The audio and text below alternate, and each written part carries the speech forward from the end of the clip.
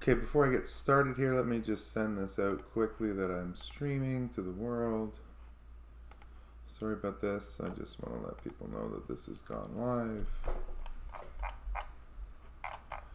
Where is the share?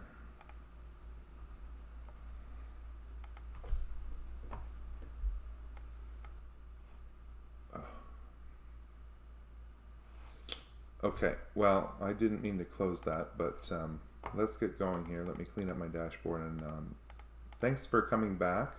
What we're going to look at before we get started is the, and let me just go to my history because I was just had a bunch of pages ready to go. We're going to look at the sandbox that I'm in and the developer resources that are available. So let me open this in a tab. Let me open this in a tab. Let me open this in a tab.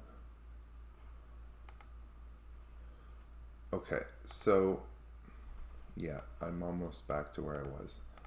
All right, so what we're going to look at is this is the sandbox that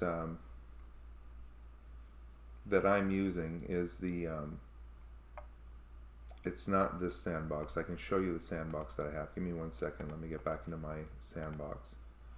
So, right, you go to developersysco.com/site/sandbox, get started, pick your authentication. I sign in with my GitHub repository credentials, and I have the ISE, in this case, the PX Grid 2.0, because I want the 3.1 node, and we're working against this ISE node, and we're going to have to sign into that node at one point. We're not quite there yet. I don't want to move on too fast, but unlike the MNT, the ERS needs to be toggled and enabled, and authentication set up for that API system, whereas I haven't had to do anything so far on the identity services engine to use the MNT XML APIs. So you get your credentials for all of the nodes. There is another sandbox that I typically use, which is an ISE automation sandbox. It's actually set up for automation, but it's been reserved very heavily since DevNet, or since Cisco Live, which is understandable because I'm sure a lot of people saw the new API system for ISE while they were at Live and probably started reserving sandboxes. So how do we get started, like even if a step back from me writing Python? And I'll show you a very easy on-ramp into sort of what I'm doing. They have, if we look here under developer resources, there are all of these great developer resources, including Postman Collections, which will take you to this Git repository that I've gone ahead and cloned and brought into, right? And you can see this is the Postman collection and some different resources and how to install it. And you just simply import it and then put the environment you want in. So let me quickly go over to Postman, right? So you simply say file, import, upload files, and then pick the JSON file. There's a Postman collection for the ERS system and the MNT system. So I've imported those as collections in Postman. And as you can see, the ERS is, so let's look at the MNT, which is what we've been doing so far. And here is that node versions, right? So this is the API that we've been developing against, right? So, and you can put an environment variable in for, and this is under the environment variables. We can find that, environments. Where is that set?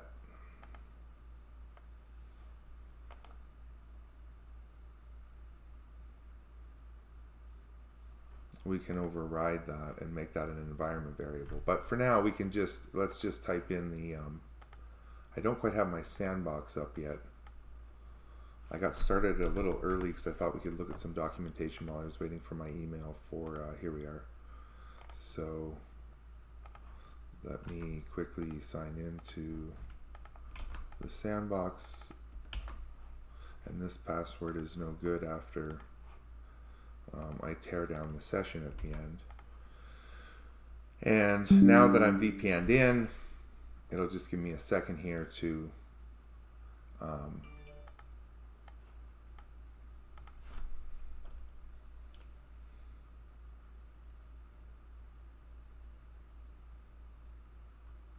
go into the IP address.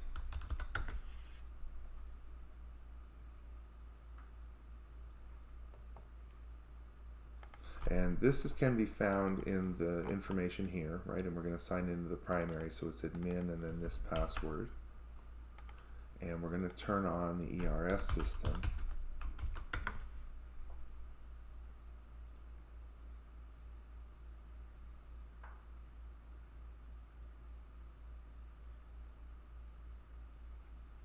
So this is, and there's some information that we can follow once we're in ISE as well to the APIs.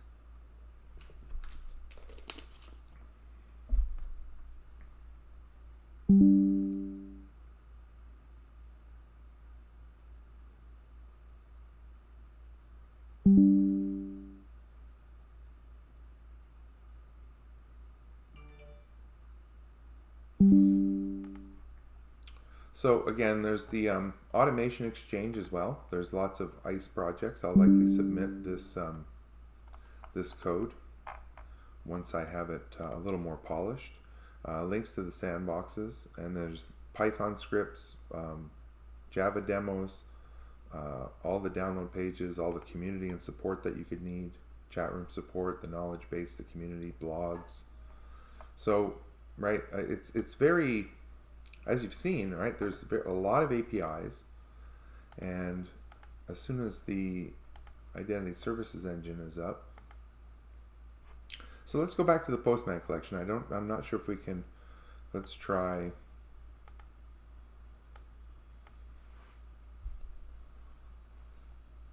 I do want to set these environment variables though for this collection. REST username, right, and the password. Here we are. So under variables. So the variables are the base URL is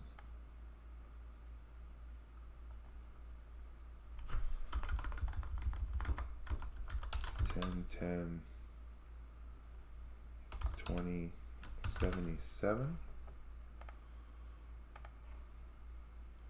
Admin, the password's already set, so I should be able to run this get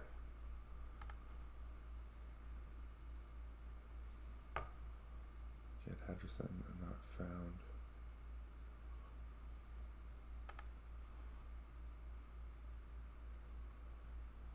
Why did it not take my base URL?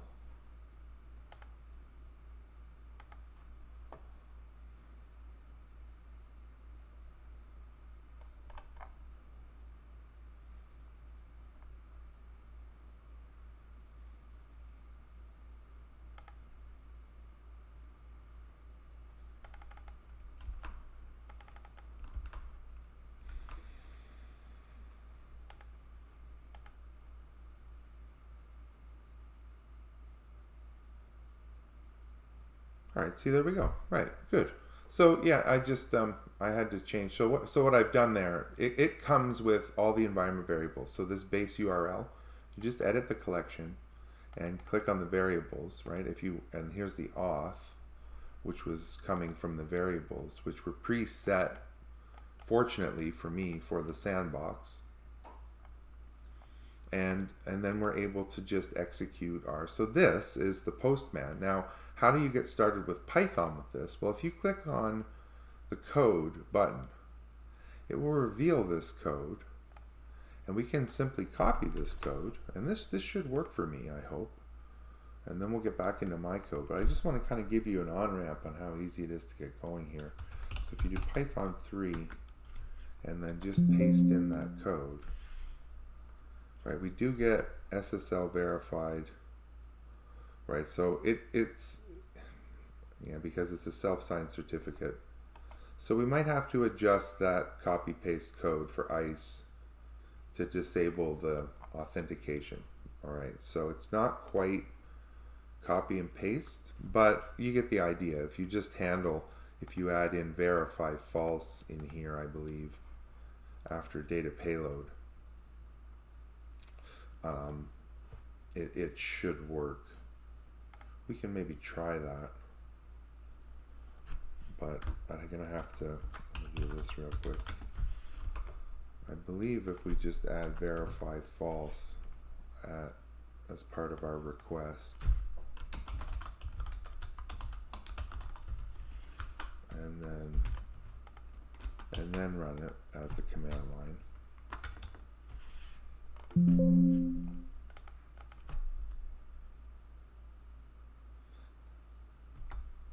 So you see, it does work. We got a warning about the SSL, but we did get back the XML payload. So right from Postman, it's a simple step to import the collection, and we've done this version 1. And I have done most of these other ones already in other repositories, so I'm not going to spend the time streaming, copy and pasting that code in, but I just want to give you a sense on working with what we've done with just this version API so far. And let's get back to our code now. Let me get out of the command line here. The other thing is, do I still have that in my notepad? I want to show you the other thing. If you copy that, and let's just make a file, new file called mntversion.py, and paste it in, and save it and run it, we get back the XML. So you can take that right from Postman, add the verify false if you're using self-signed certificates, and I might even just leave that code in here as an example as part of the repository. That's harmless. Okay, so back to the code adjustment I'd like to make. I don't want to repeat this code over and over again for each, if self API equals and then the next APIs I'm doing. So I'm going to split this up a little bit. And what we're going to do is just take out the if self version, and we're going to make a new function here called define set URL path, let's say.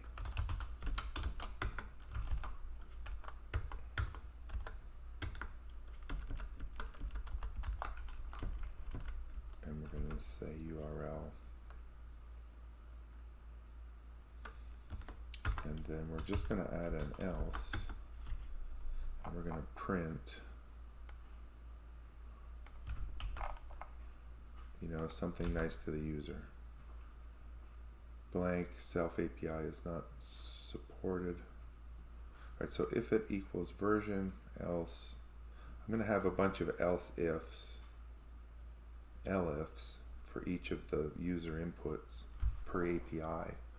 And I'd like the last case to be if the self.api doesn't equal any of the ones I've listed, then just print something to the user, It's not a supported API. Please check the README. So that means I can move it out of capture state. And my first thing in capture state is going to call self.url path.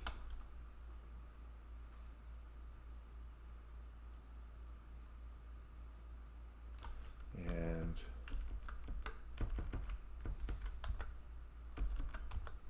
can I do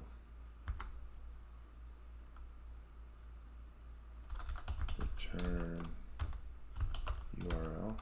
And let's make that not just URL, let's make that API path.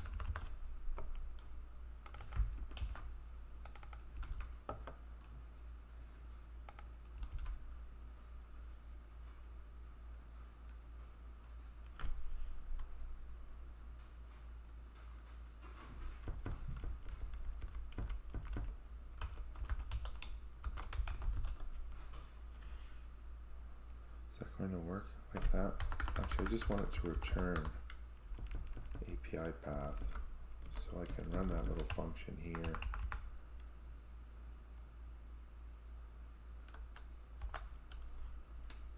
And say API path equals that, and then URL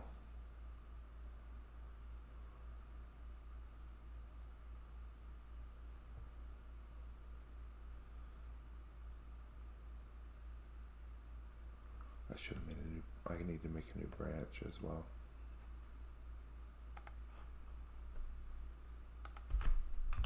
Got a little bit ahead of myself. I want to make a new branch for this work.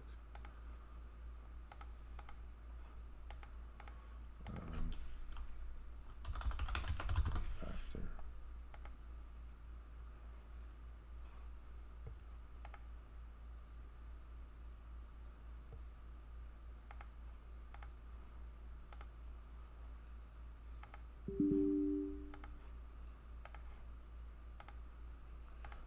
Okay.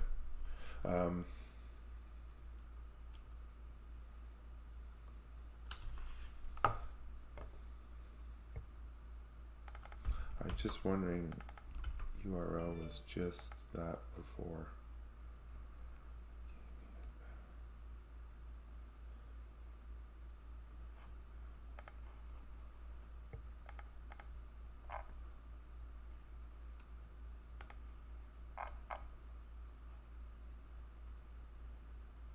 Yeah, I need to make it.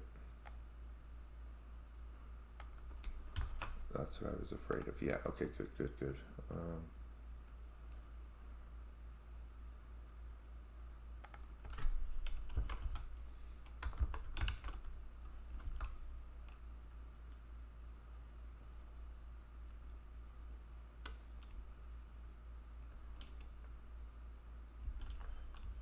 Do something like this. I don't think I can do that. I need to set. I need to do this in 2 lines.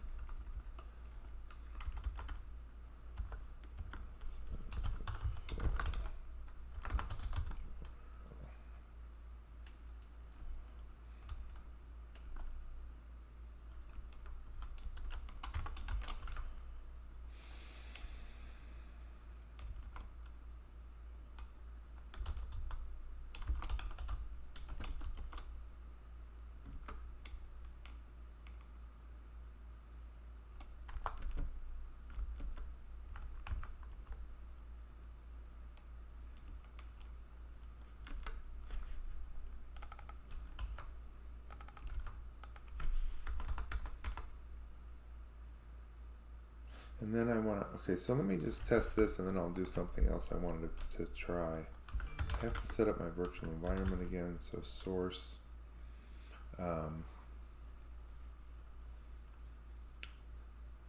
Hey Oscar, thanks for joining. Yeah, this is Saturday, just kind of relaxing and trying to write some, fix up the code a little bit. Again, I don't want to repeat that same chunk of code over and over again for each path, so let's just set the path and then pass it along to the function that will then crunch and give me the parse JSON.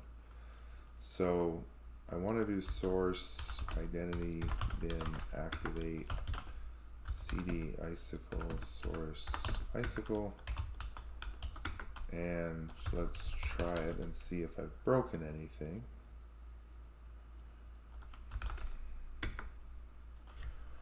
I did break something.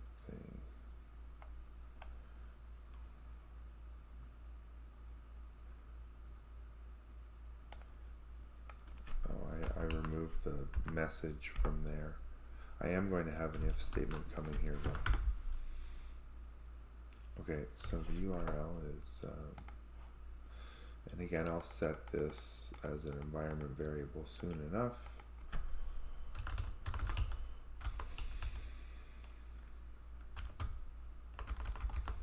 I still have not actually turned on the ERS system yet. Hopefully the sandbox is up now. I know it's up because of Postman, so no. So again, we did the Postman setup. I'm logging into my sandbox here. And while I'm in here, let's turn on the ERS. But for now, we want that URL without the slash.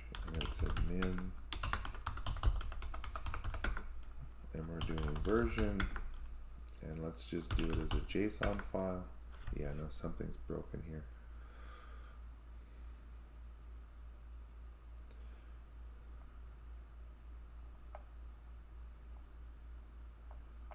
This looks like a connection error or something.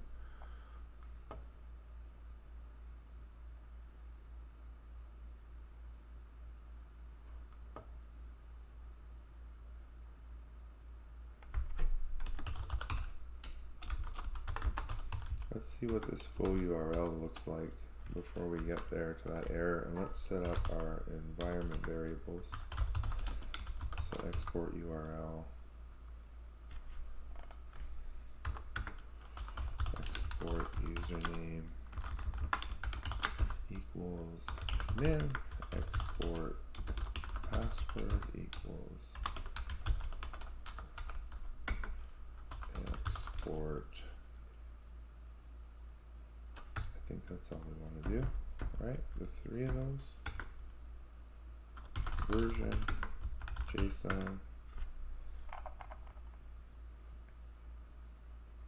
Okay, so it's doubling up here.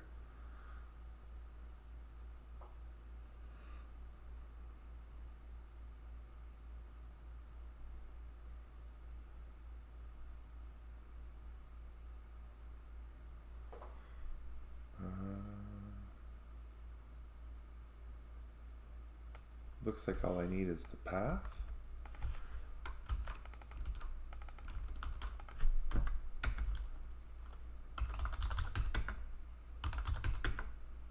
There we go. Okay, good. So that's cleaner code, because now as part of this process, when we go to the capture state, it says go ahead and set the URL path, and this is where I can start to iterate and just put the URLs in. Now, my next set of logic, I'm not quite done with this yet, is after, or let's say before. And do you think I should leave, if anyone's watching, should I print this in color to the user? The actual path of the API that is returning this stuff? Would that help? Because I could certainly leave this print in and make it more of a click echo output and say, right, the URL you're gathering this data from is, and then this path. Let me know, something I can patch in. I'd like to hear your feedback. I think that's nice feedback right above the JSON output, right, where they got it from.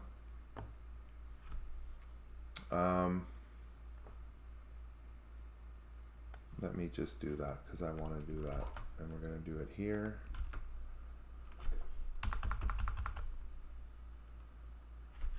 And we're going to take API path, and we're going to say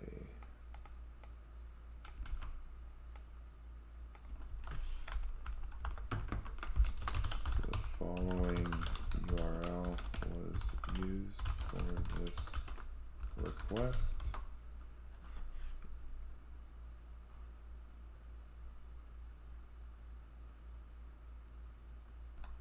Let's see what that looks like.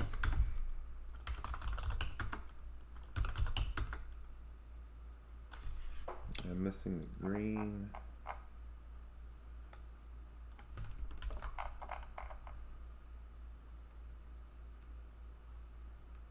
Which means I'm missing the red here.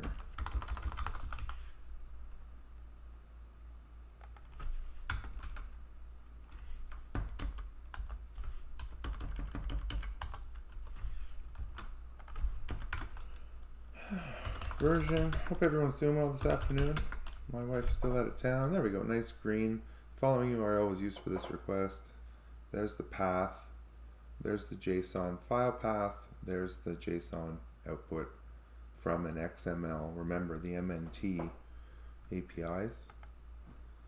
They look like this. originally. That's the original payload. So now let's do an ERS API. And I am going to refer to some other code of mine. But to turn that on, we need to go, first our user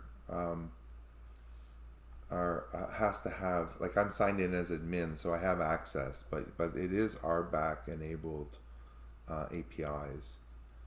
And administration, system settings,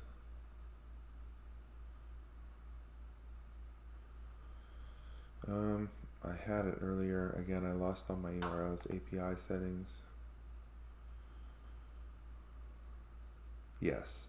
Okay, so administration system, API settings, and it gives you all the information you need here about the APIs. And you can see that they want you to use one of the two, and we're going to open these pages up. And we're going to spend a little time here while we're here, and then we'll go back to the Postman. But we need to turn this on. So we want to go to the service settings and just turn these knobs. And again, you can have it for the ERS and for the OpenAPI. For the primary admin node, you can also turn it on for the secondary or all other nodes. And then there's gateway settings where we can see that it's enabled on this host. That's those personas in ISE. So again, we turn those on and make sure that we hit save. Gotta click that save button.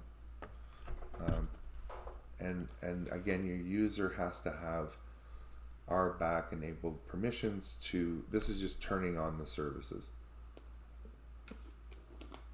Okay, so now that that's turned on, let's do Postman to make sure that it's working. And there, as you can see, so look at the difference in the options. So the MNT has, you know, a fair amount, and it's mainly information about sessions. So it's hard for me to make mind maps out of that because I'm using sandboxes, but we could easily, you know, do the same thing, make documents, spreadsheets, whatever.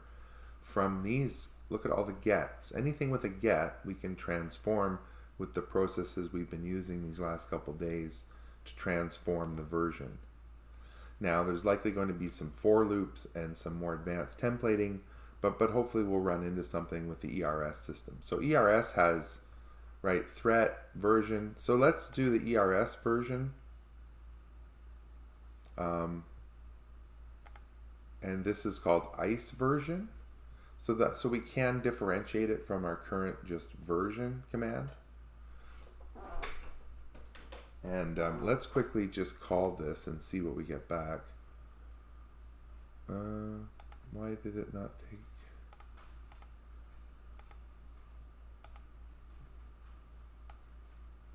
Oh, because I didn't update this. Yes, I have to update this collection for the variable for the base URL.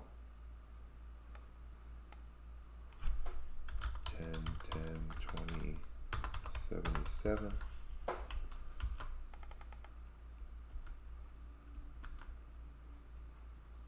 And do I have to set the port for this, or is that going to work?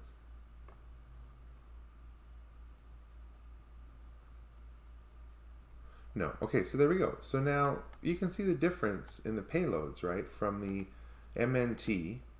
This is a really good spot here. Okay, Networkberg. Hey, thanks for joining. So I'm just I can back up quickly. What I've done is from the Cisco ISE developer portal, I grabbed the Postman collections and imported them.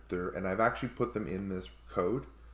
So you'll be able to just either get them from the Git repo, or I'll just include their repo with their license and their README and everything right inside of this project. So if you do clone my project, you'll get the Postman collections.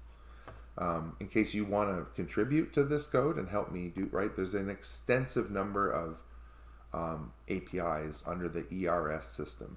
And this is I don't want to say legacy, but this is not the newest open APIs, which we'll look at. But what we can do is, let's hopefully make it just as easy And we'll do ISE version using this API. And you can see we get that the patch information as well as the value and the version from a result value from the operational result under, and you can see the path is different. So that's what I want to patch into the code first. And again, we're also going to look at the OpenAPIs. Hopefully this won't take nearly as long doing doing it without having to write everything. We're just going to be adding different APIs. So all the heavy lifting is done. And let's get into it. So where I wanted to be, so that's the Postman Collections. Where I wanted to be was on the in the capture state. So I want to differentiate those XML ones, the ones that I need to handle with XML, or just JSON. So what we're going to do is just make a little if statement here. I guess we can do it after the request, because the request is going to be the same. It's username and password and the path to the API. So we can say, oh, hang on. Yeah, I have to differentiate the version because that's specific to the version for the path. So that doesn't need to be version. That's just going to be data, API data, let's call it.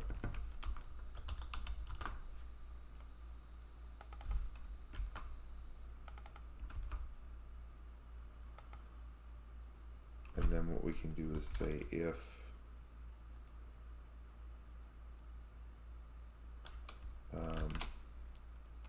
what's in the path? MNT? Yeah, if MNT in API path, go ahead and do the parse and set the JSON as the parse, else parsed JSON equals API data, because it should just be JavaScript object notation. Okay, so let me just make sure that I didn't break anything in that cycle. Version to a JSON file, and it made the file and everything's all good. Okay, so this is, this is the JSON we've made from the MNT called version. And let's handle all before we move along. That's something I wanted to add. So we're going to just, these are all the output files, right? I'm not deleting any code here. Okay, so we're going to delete those files, and we're going to add the all. I believe I've already handled all in my list of options to the user. All. So now we're just going to handle that all file type use case and put our code through its paces. So I just need to set it here as the final else.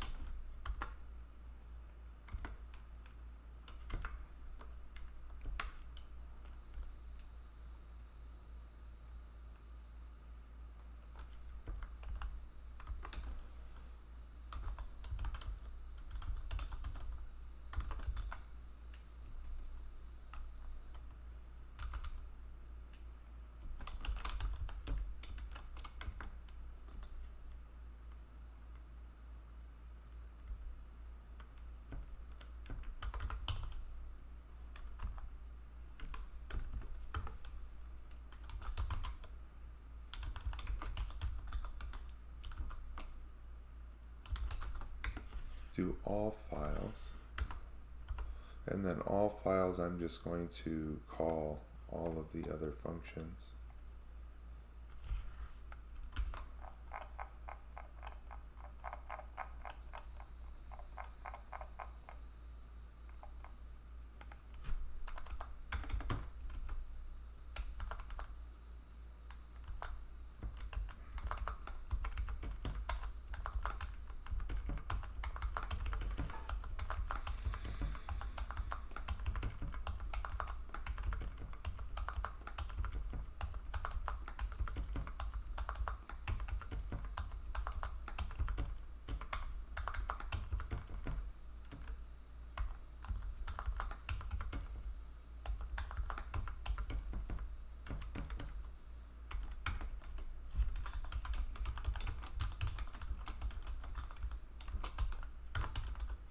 hang on.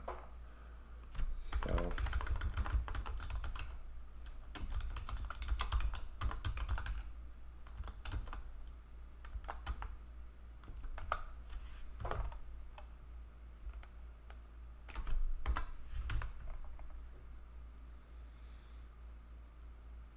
And that should just call all of the other files, and I should get a big dump of files.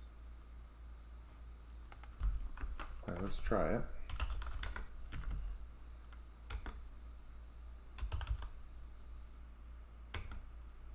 Oh, ha, I got it backwards. Version all.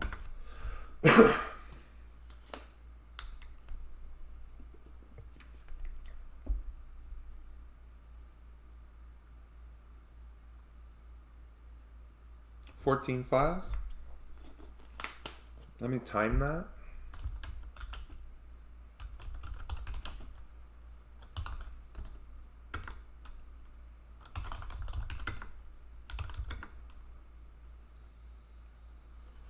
So 14 files in, under 1 millisecond in the system time, and that's over the APIs. So that's, it's not a matter of performance. And then we've captured the version in, all these different file types that we've been templating. Okay, that's pretty good. With reusable dry, so dry, do not repeat yourself. And I was thinking about this, that needed to be refactored, splitting out setting the URL path from the captured state and making it just universal. So now I just have to add the different paths depending on, like our next one's going to be ISE version. So now that we've turned on the API system, let's go into the documentation that we've opened.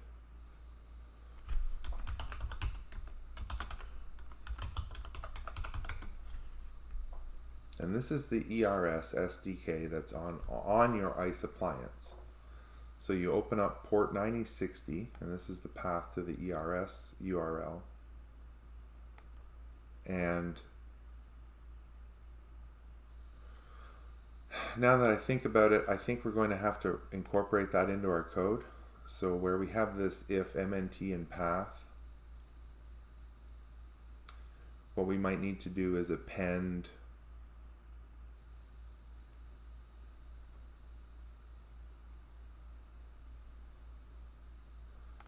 it here in this path, self URL with the port 9060.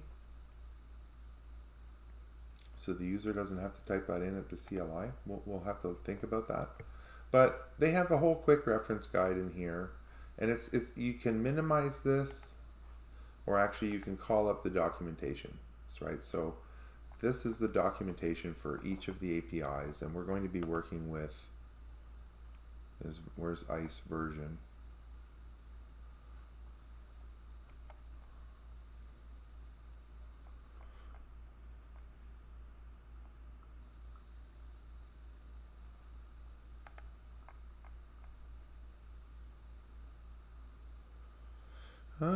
I'm having trouble finding the version. Where's just the version?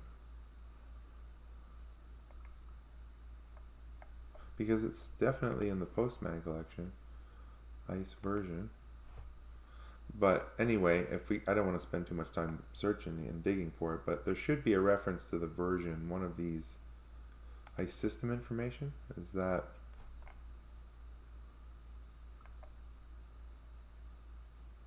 No, that's config service name. Well, that's service information. Well,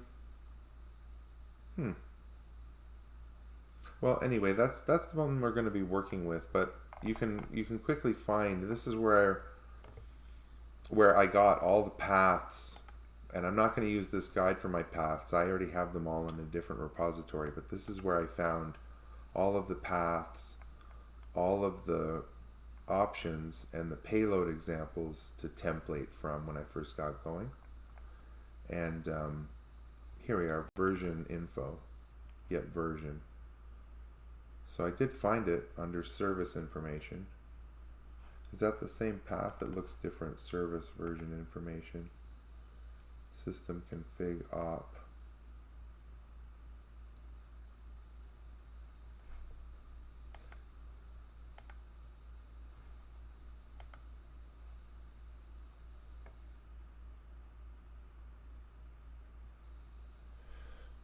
I think this is the one we want, and that's what, service.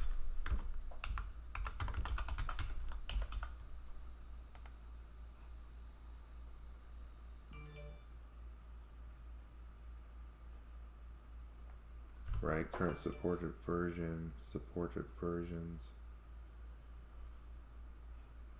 I sort of like this one better. I think this might be the new OpenAPIs, because it came out in 3.0.0 patch 2. So this might be a new OpenAPI version. Let's try to find an ERS one.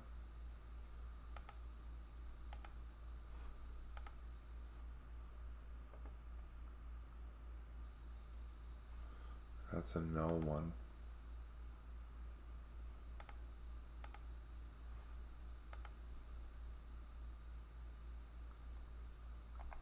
Here we are. Here's our nodes. Let's use node. That's a good one. All right, so let me try to maximize this a little bit for you. I'll get rid of the console. But you should be aware of the console in Postman. Some people don't really quite understand. Like, we've already looked at how to, I could copy this into Python and make it verify equals false, and I would get this payload back, which is more or less what I'm going to be doing. Let me close some of these. We'll come back to the open configs. That other version one must be, and I don't want service. I want nodes.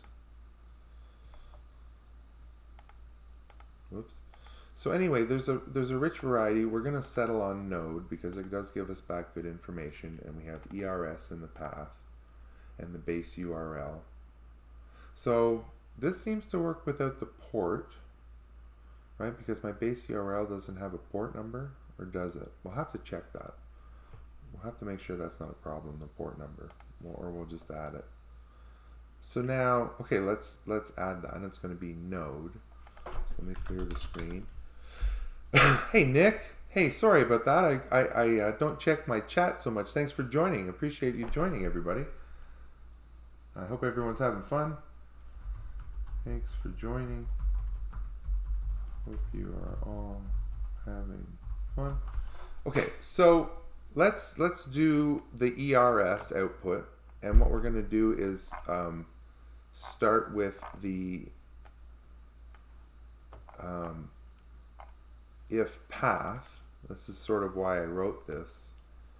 So what we're going to do is just copy this and say if, make that an else if path equals, and we're just going to call this node because that's what we want to give the user, is just an easy way to reference it. And let's get that node path.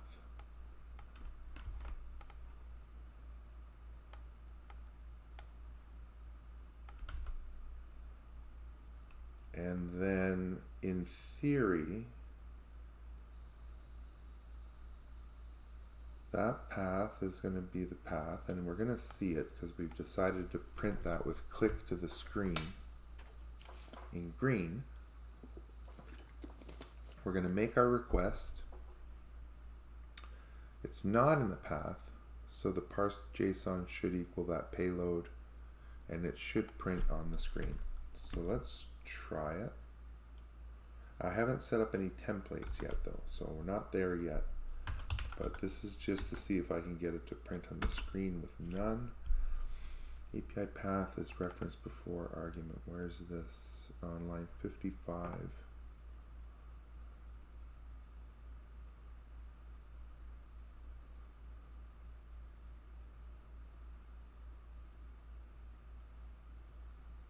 Did I type nodes? Node. If self API equals node.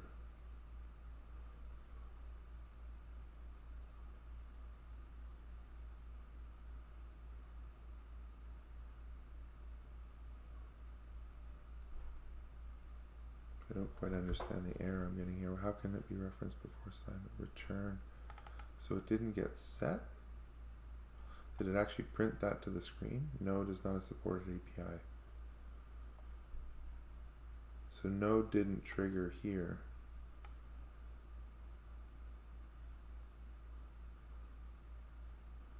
Is node not a good word?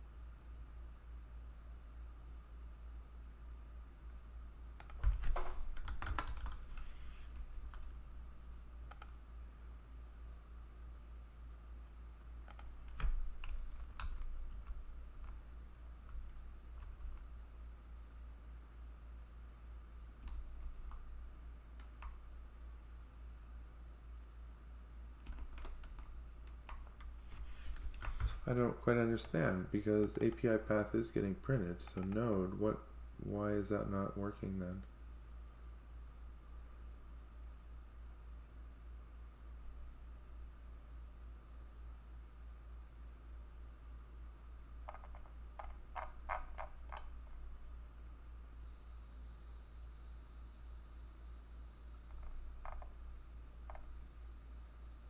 But I don't know why it's triggering this else.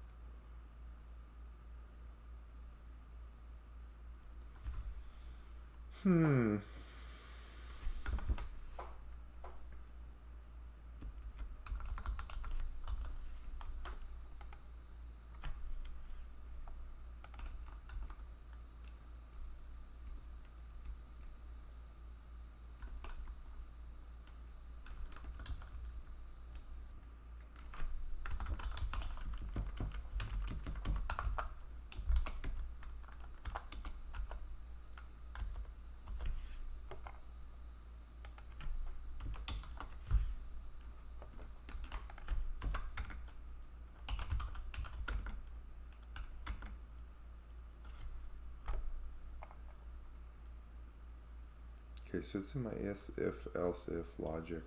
But my path is not right, object is not serializable. It's going to be equals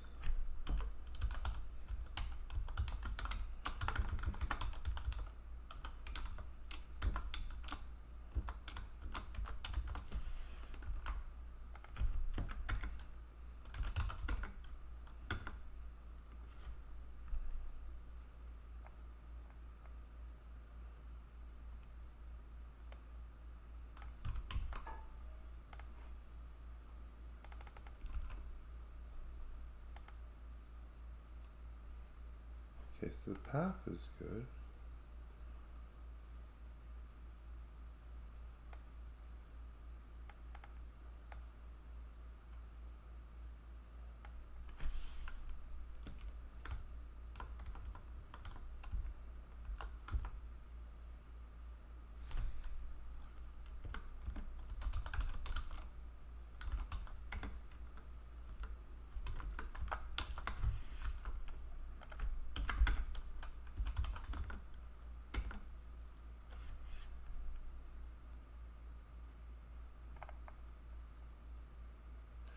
I'm getting a 415 back.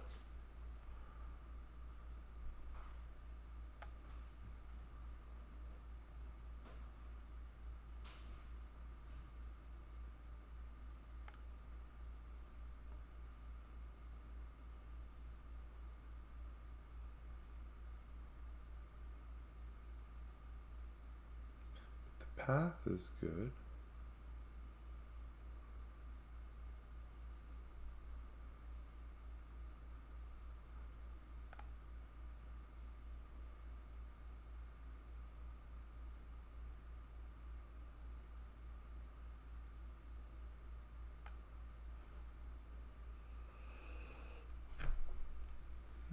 This is odd that I'm getting a 415 when that is working in Postman.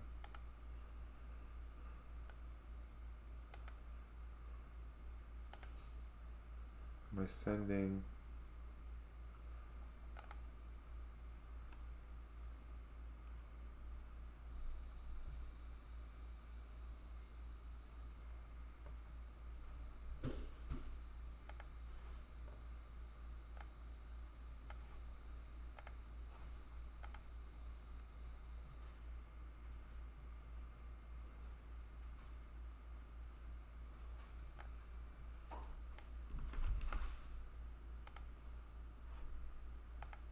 Yeah, I have to do it a little bit differently. So I have to move this statement.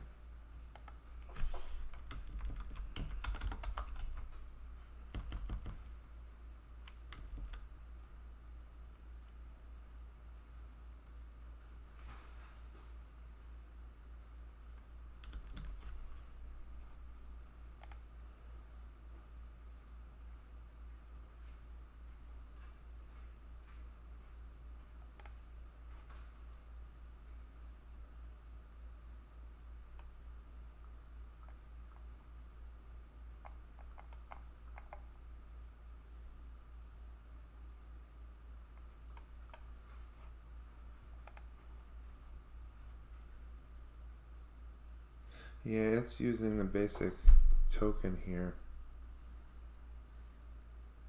not username and password. Let me check my other code real quick and just see how I handle it.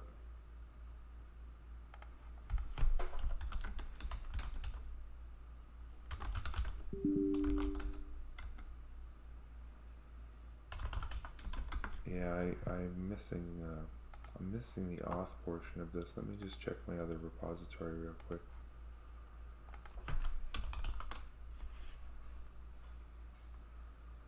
Yeah, URL, username, password.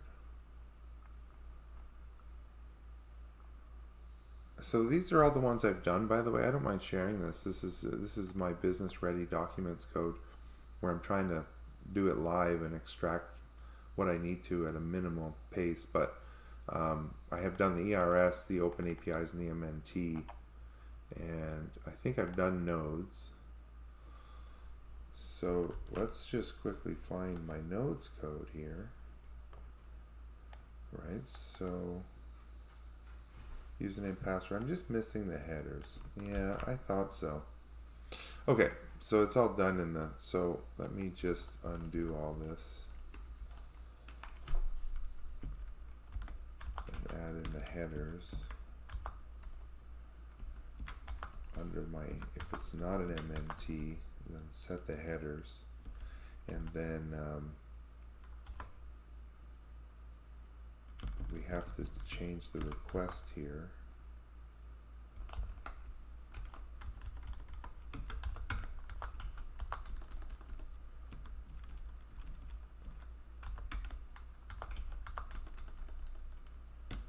To include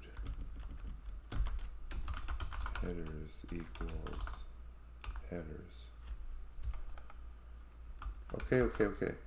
Yeah, not a big problem. Let's try this again. I missed a comma here. Yeah.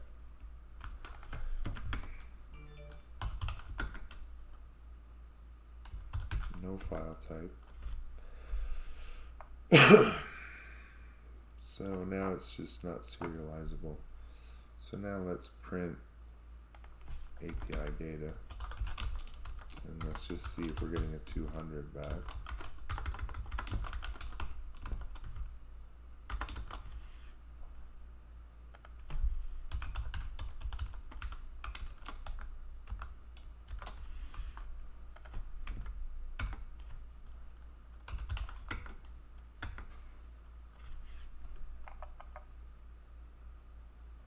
So I am getting a 200 back now.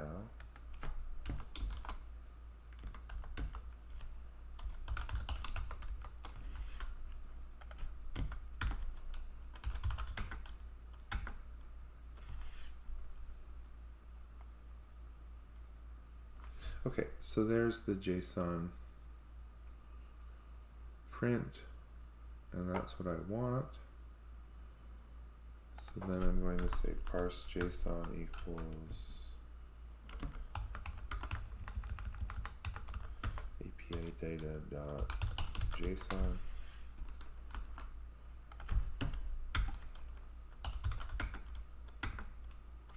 And there we go.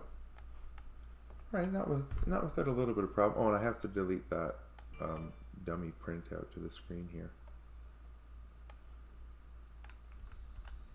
because I'm printing it with rich print JSON later. So node.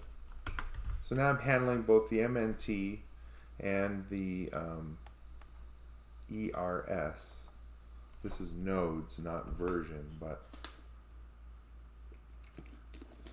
so now we're going to template this and move along through our files. So what I should be able to do, now I believe they're universal where they say resources, and that's really what we want. We don't necessarily want this.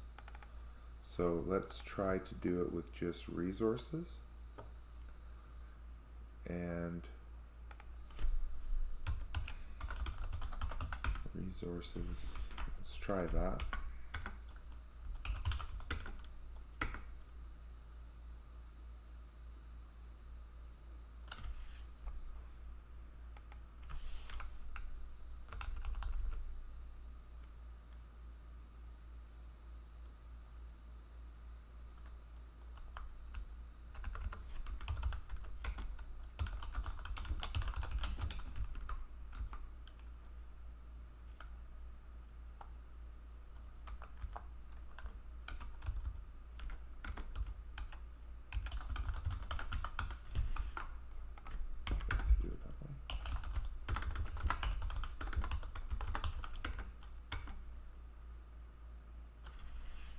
Key error resources. What's resources under?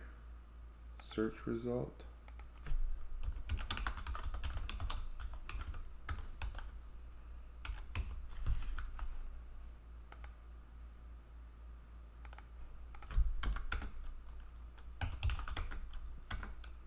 There we go.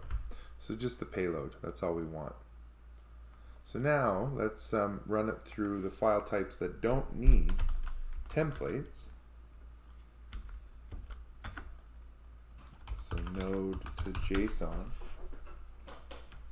and we should have a new node file that is the JSON. There we go. Our own little Python Postman equivalent. So now let's make some templates for node. Not yet. We need to do YAML. Whoops.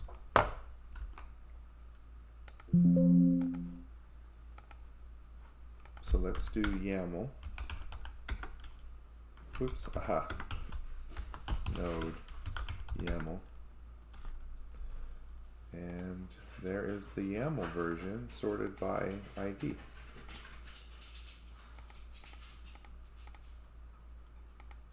Pretty cool, right? Like, I like that. That's a nice dictionary of my nodes. So let's keep going. The next one's going to be CSV. So what we need to do is go into our ISE CSV template. And what I like to do is put them in alphabetical order. So we're going to say if API equals node,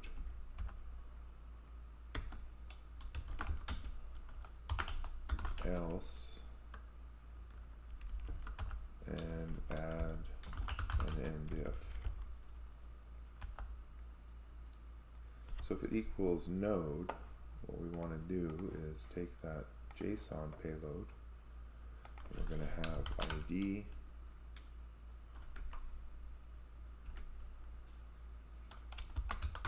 link,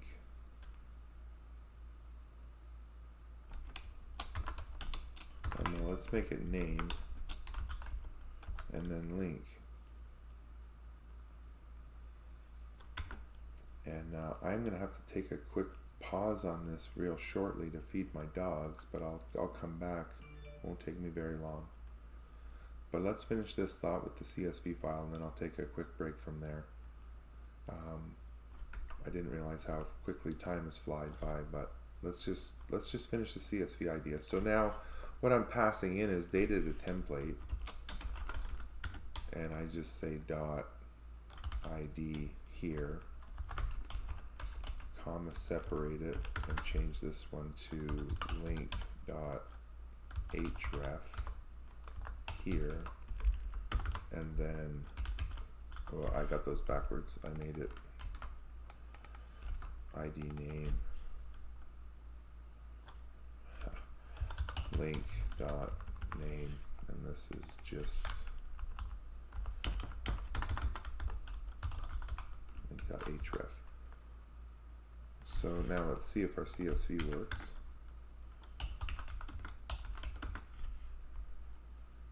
Link.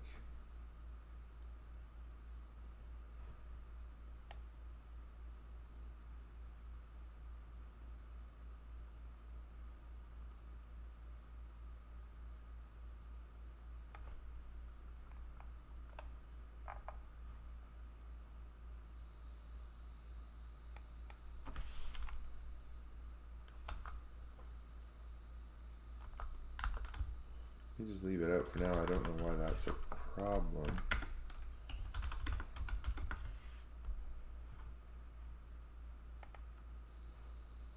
Am I not passing data to template in? Am I using the wrong name? Give me 1 second. Let me fix the CSV file, and then I do got to feed those dogs. Am I not passing in? Is that not what it's called? Yeah, data to template. Oh, I see. No.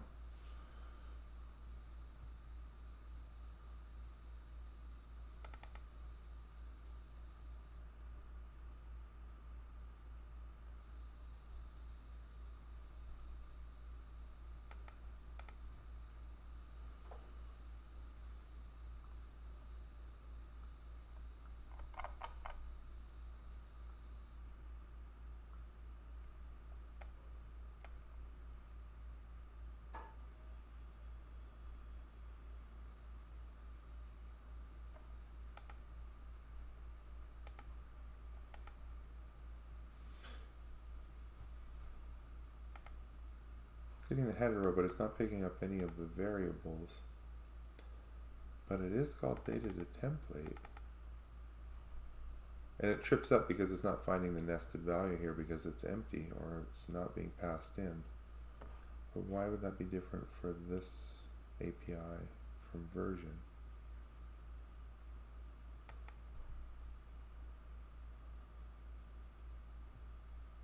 Right, data to template is taking parse JSON, and parse JSON is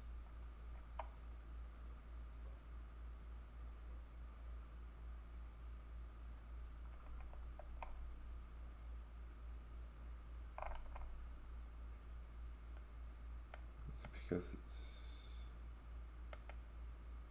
in an array there.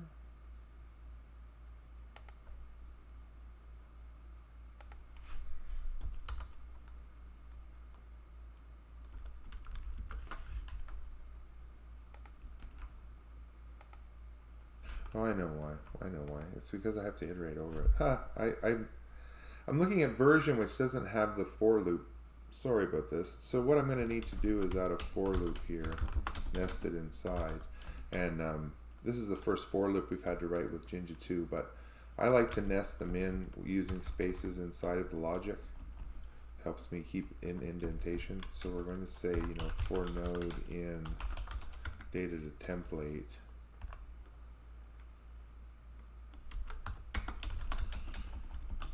In the for loop, and this is going to be node.template node.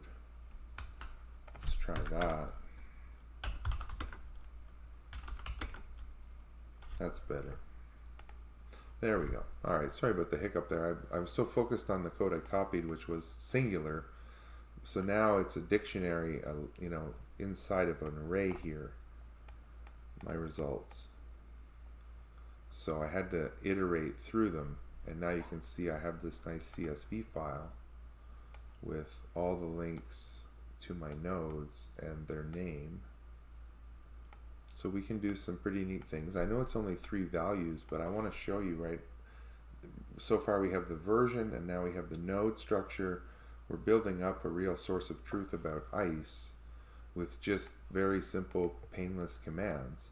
So now what I'm going to do is copy from the if to the else. And we're basically done with the Python for now. It's all templating now. So I'm going to wrap that around this code and add my end if.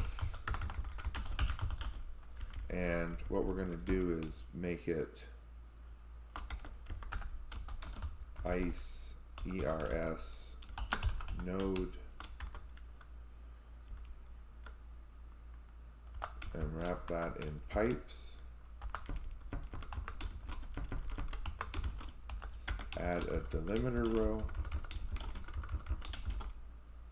Get into our for loop with pipes and replace the commas with pipes. Space, pipe, space, right? It all has to be nice spaced out. I'm going to save that, run that code, and say node to markdown. And now we should have a nice markdown table. And we can leave these as the full links, or we could put in representation for the links. So I don't know, it's sort of your choice, but we could in the template here, because we're templating markdown, template a hyperlink that's a short code here. And I think, let me just look that up real quick. Something with a hyperlink.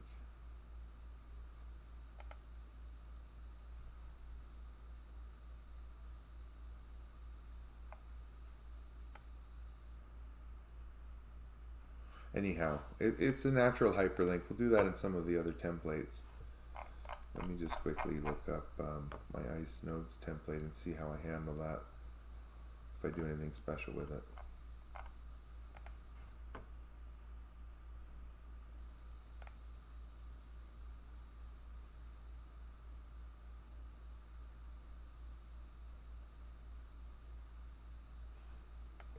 I guess not. Although that looks like a different API, because I have more fields in this one.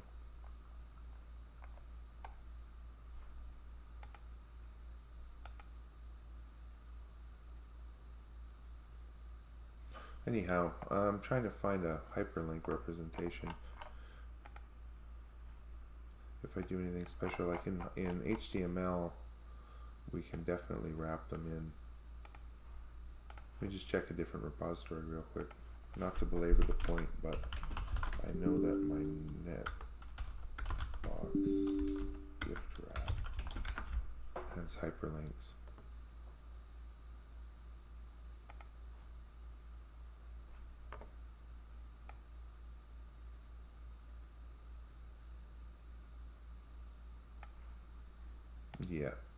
Yeah, all right. I'm going to keep this open just for quick reference. But what we can do for our href is to wrap it like this with URL inside the pipe, of course. And now let me re-render it and show you what that does as a markdown. So I can't do this in the CSV, but in the markdown we can render it while it's cached. It's just going to say URL now. That program is heavy on caching, but as you can see, it's unless I close VS Code, or I'll come back to that. But for the URLs, we can make them URLs. Just like when we make HTML or other pages, we can put in the code to make the href a URL. So I guess our next file type, usually what I do is HTML after I do the markdown. And in this case, what I'm going to do is split the screen and call up the CSV file. And then over here, I'm going to open up the HTML code. And more or less, so we have 3 nodes. So I'm just going to copy my version command, and then change this to if it equals node. This is going to be ISE node. And let me patch that to say ERS. And while I'm in here, MNT. And then, right, so it's actually the node ID.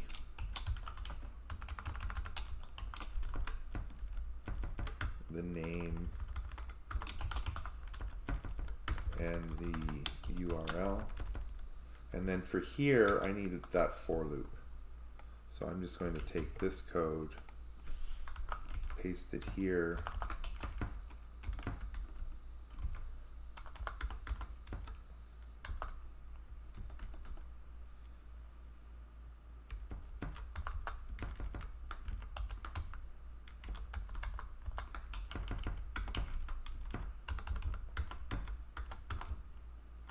and then make these TD.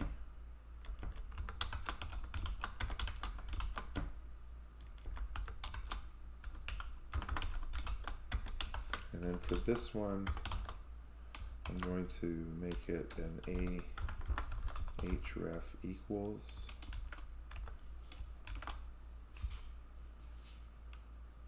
Let me just check my other code real quickly. Oh, yeah, I have to angle that. Href equals, and then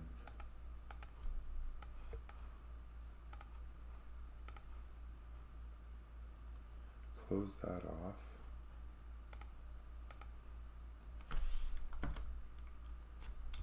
And say URL, and then close that, and close that.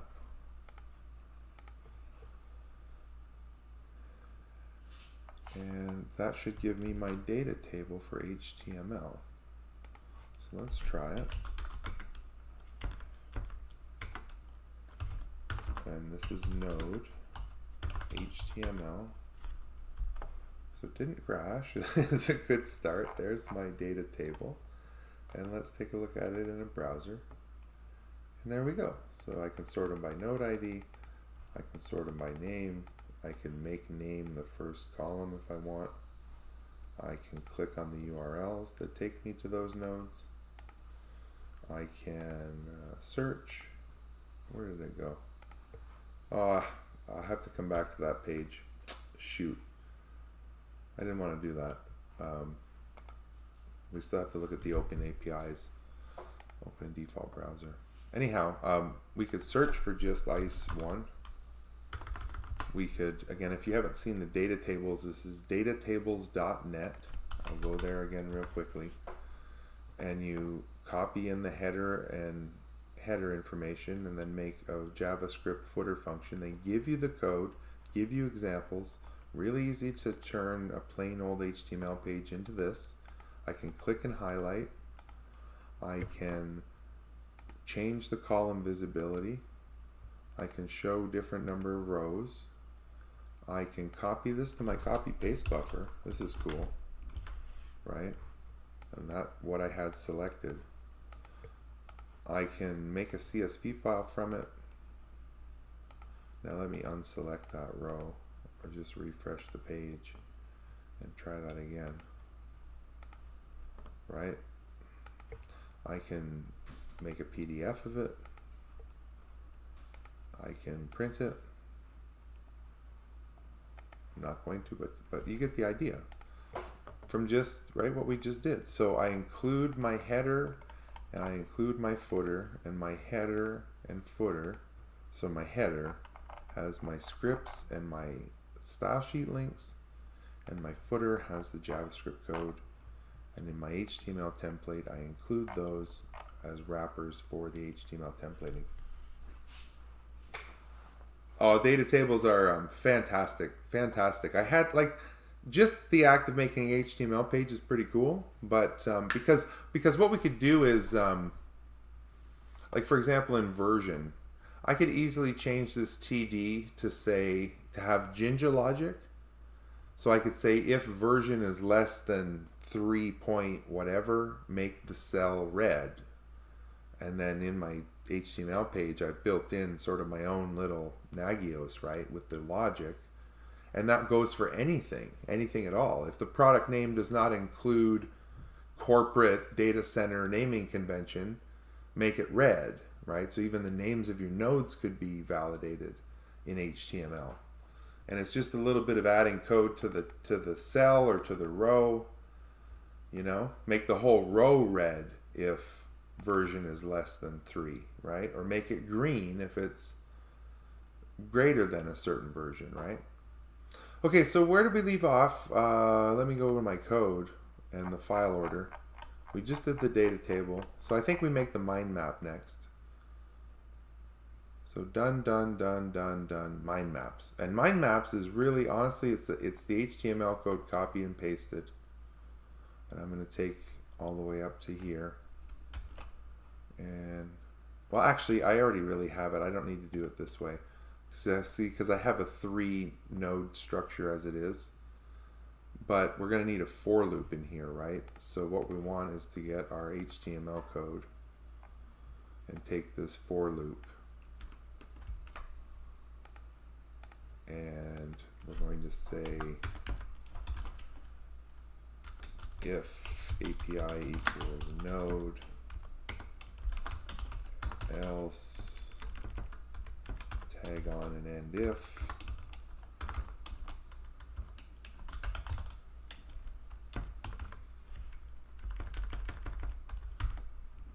Drop in our for loop. But outside of our for loop, we're going to have ISE ERS node API. And then instead of rows, right, we're going to have 2 pound symbols and our node ID. And we can say node ID like that. And then 3 with the, and you could do name and then node ID. Maybe we should do that for the sake of the mind map. We could do this as name. We could do this as the node ID. And then it is markdown, so it does support the URL, open bracket, close bracket. Looks good to me. Up arrow, node, mind map, and node mind map, and check it out. There's our little node mind map alpha. Did it turn out the way we wanted it to? Right, nice collapsible list of nodes. We could even, let's make that better. Let's do name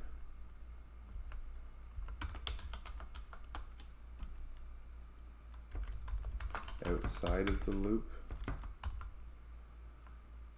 and then the name, and then the node ID, and then the URL. Let's try that. Node mind map.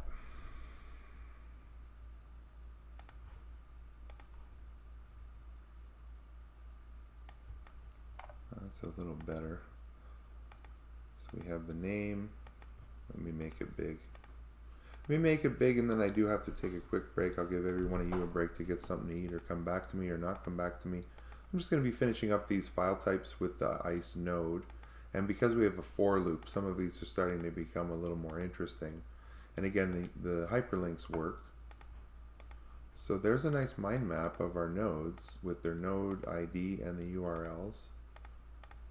And I'll leave that on the screen. And so yeah, oh Dan, here on the HTML point, you can hit export, and it will give you the, and I'm going to call this node HTML, overwrite it.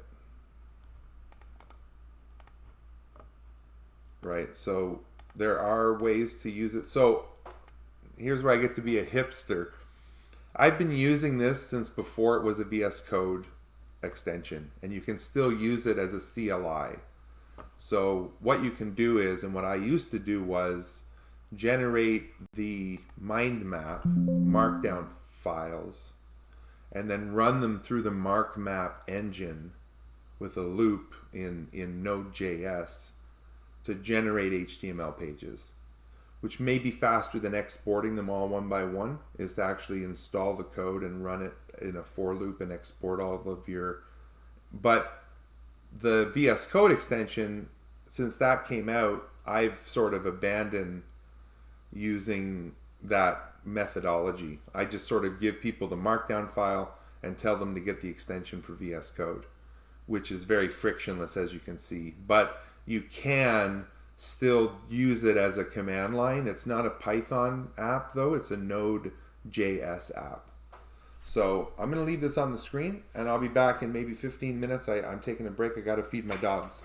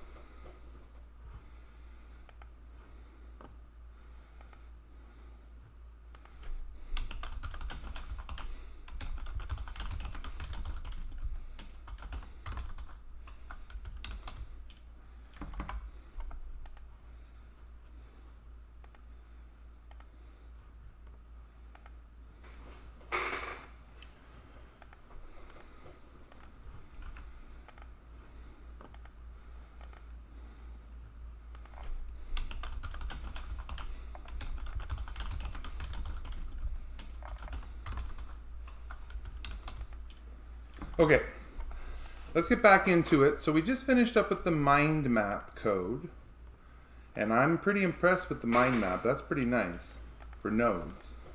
Now, let's take a look at our code list. I believe we jumped from mind map to the MP3 file. Okay, so what we're going to do is take that mind map and copy the if else. Okay, go into let's get back into it. So we just finished up with the mind map code. Make sure that we and I'm pretty impressed with the mind map. That's pretty nice. Our if for nodes. Now, and what we're going to do is turn this into human speech. We jump from mind map to the MP3 We'll revisit the code just to show you how this is done. Okay, but what we're going to do is take that mind map, identity, and copy the if else engine. Go into let's get back into it. So we just finished up with the mind map code. Make sure that we and I'm pretty impressed with the mind map. That's pretty nice. Ers API.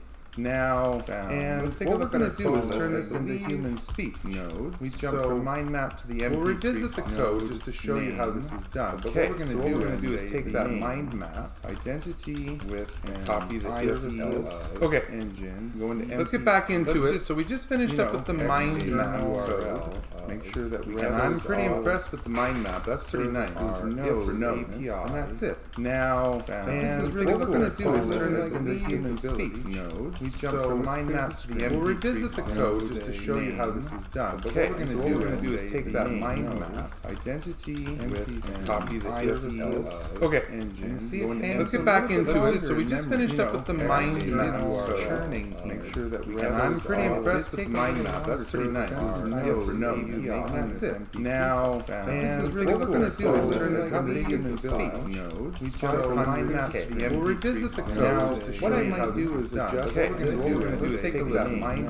The Identity Services Engine External RESTful Services Node API found the following nodes. Node name, ISE 1 with an ID of FA0DDEEO 1094-11EC9899 005056 BF1031 and a URL of HTTPS 10.10.20.77. The Identity Services Engine External RESTful Services Node API found the following nodes. Node name, ISE 1 with an ID of FA0DDEEO 1094-11EC9899 005056 BF1031 and a URL of HTTPS.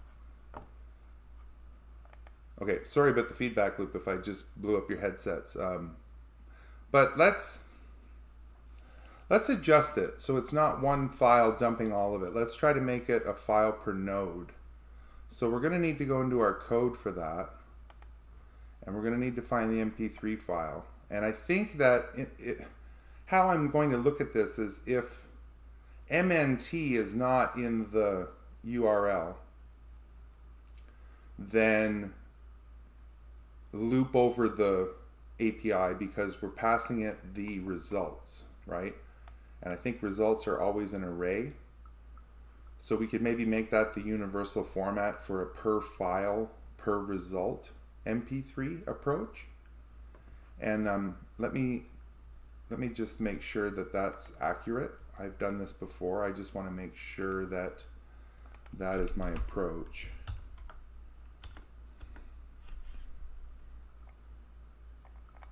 Yeah, so a for loop and then template it, and then I take the for loop out of the template. Okay, so what we're going to do is say, so none of this changes except for this line right here. So we're going to say if MNT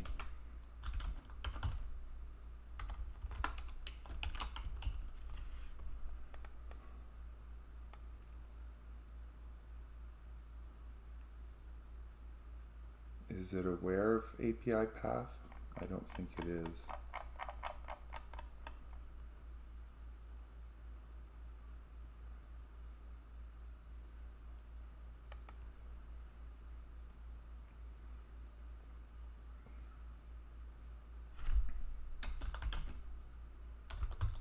I'm going to need to make that available. Or register the path.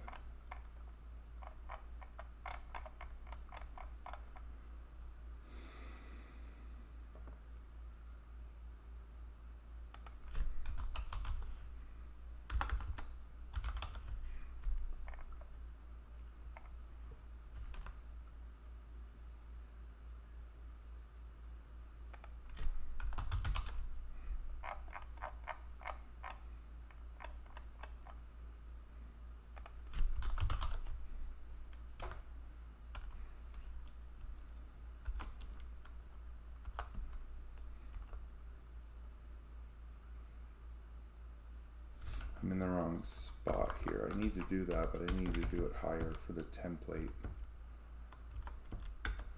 for the output render.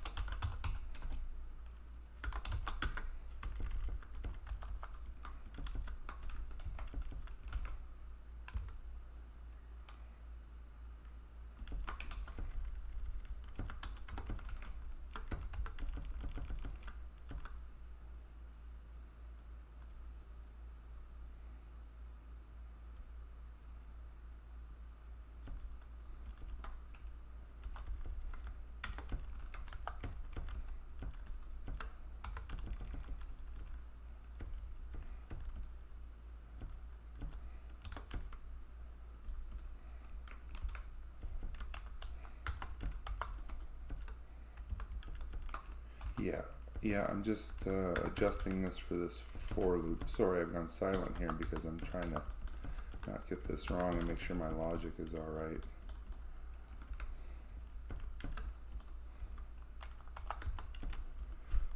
And I need to use result. So for result in pass it the result, not the parse JSON. And then in my data to template for MP3, I need to get rid of the for loop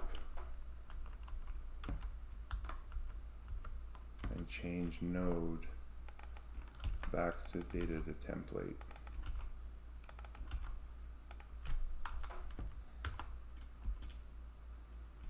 Okay, I believe this is accurate. Let's try it.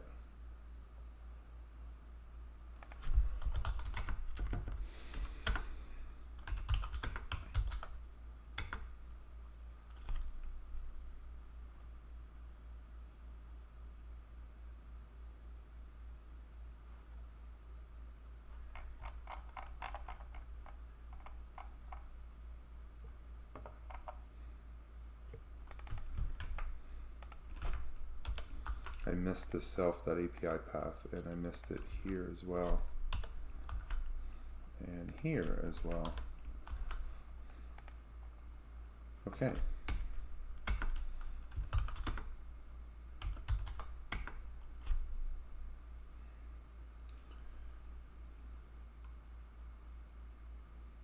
Expecting value from none, so it was passed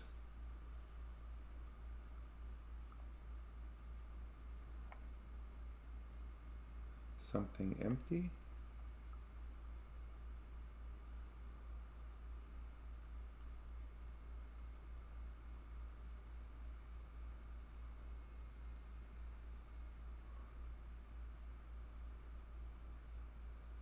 JSON loads result. Yeah, I thought that might be a problem.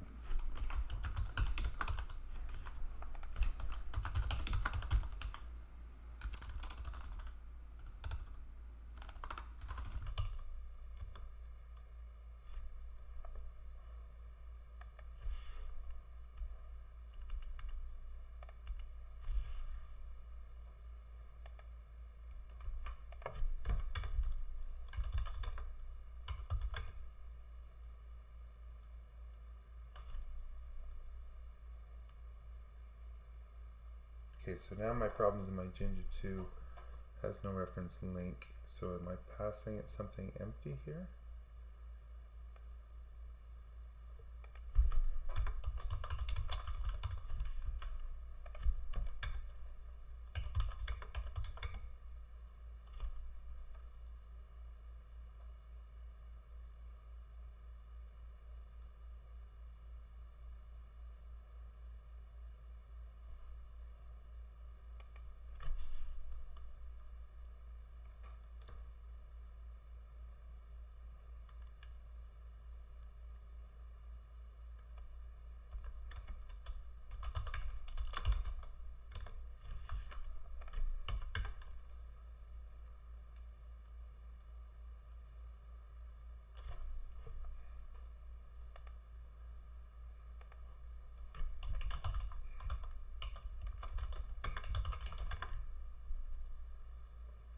Let me just quickly reference my MP3 here.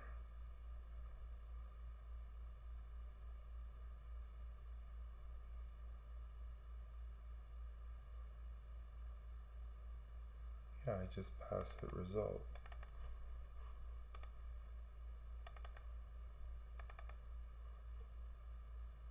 Which seems to be empty.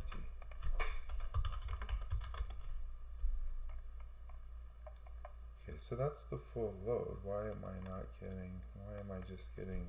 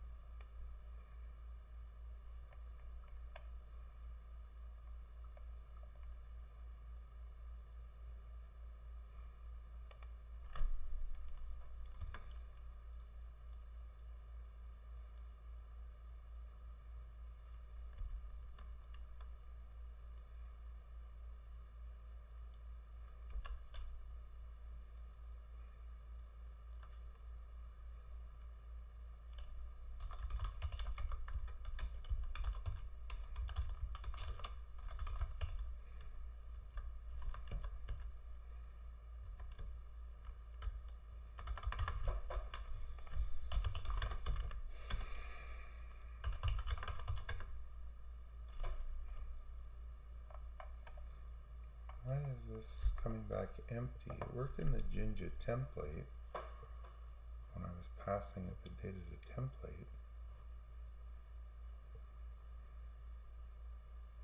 I should be able to result in parsed results.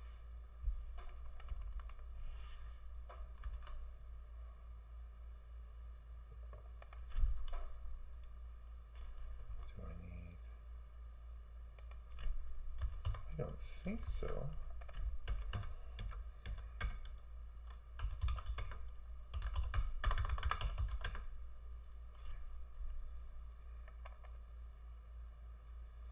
See, it's just printing back an empty.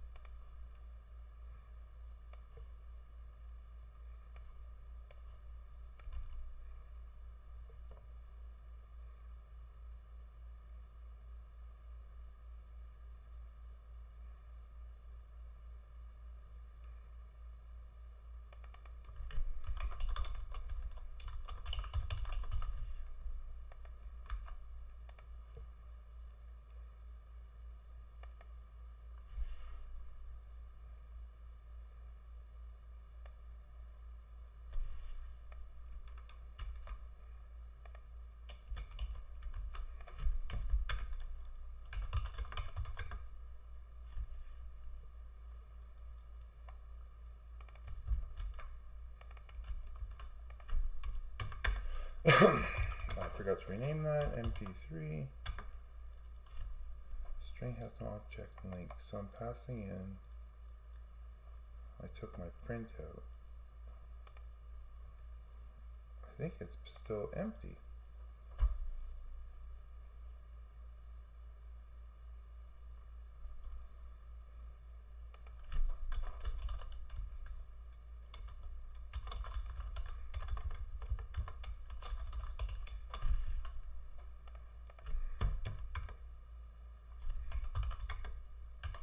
Is it not already a dictionary? Do I have to like...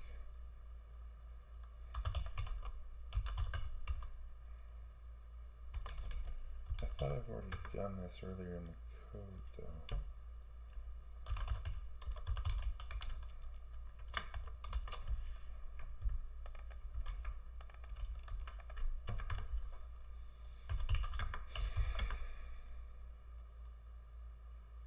Yeah, it's just that silly mistake again. So let's not use the ID for the file name. Let's use name. Sorry about that big detour. I sort of spaced out after taking the dogs out. But anyway, what we have now is the, yeah, I have to load the string from parse.json, like I'm doing it up in here. And then I can loop into it. Sorry about that. I missed that. It was an obvious mistake. But we're back on our track.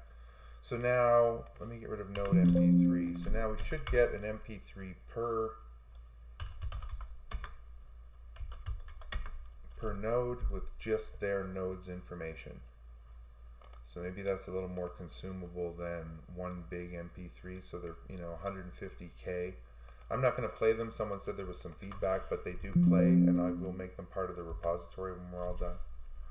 So, okay, all that aside, and that assumes that every one of our ERS payloads is going to have result, and if there's only one result, it'll be just the single file for MP3s. Now, after MP3s, I think we get into some other file types. And let me just clean up after myself here. And let's take a look at our next file. Thanks for joining me and coming back. So the SVG file. So this file is going to need a little bit of work. Not much. We're going to copy and paste. But we do have to handle the logic here based on the file type. So this is, it's hard to not do. It's not going to be repeatable code, but we have to copy and paste some of our rich SVG file. So this is if self API equals version, make this table. So we're going to have to just handle this because it is unique. So we're going to add this as an else if, and let's put them in alphabetical order actually, just for a little bit ease of maintenance. And we're going to change this one to node.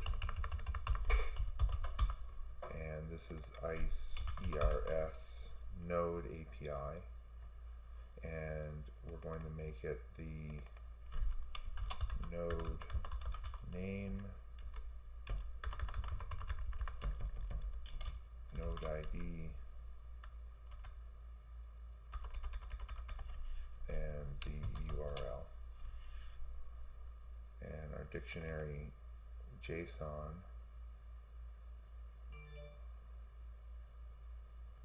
is going to be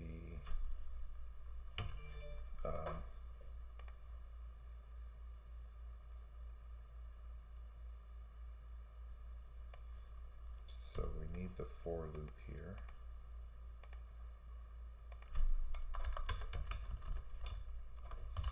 For node in dictionary JSON.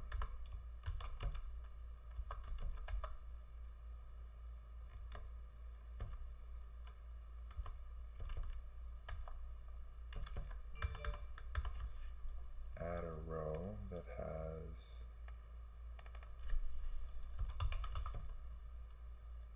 actually this should just be node ID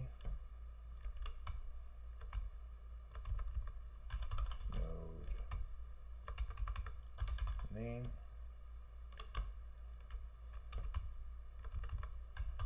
Node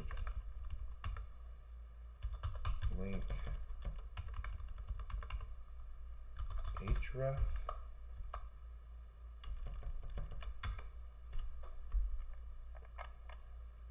And then save that. All right, so let's try this. We're going to do node as an SVG. Hey, look at that.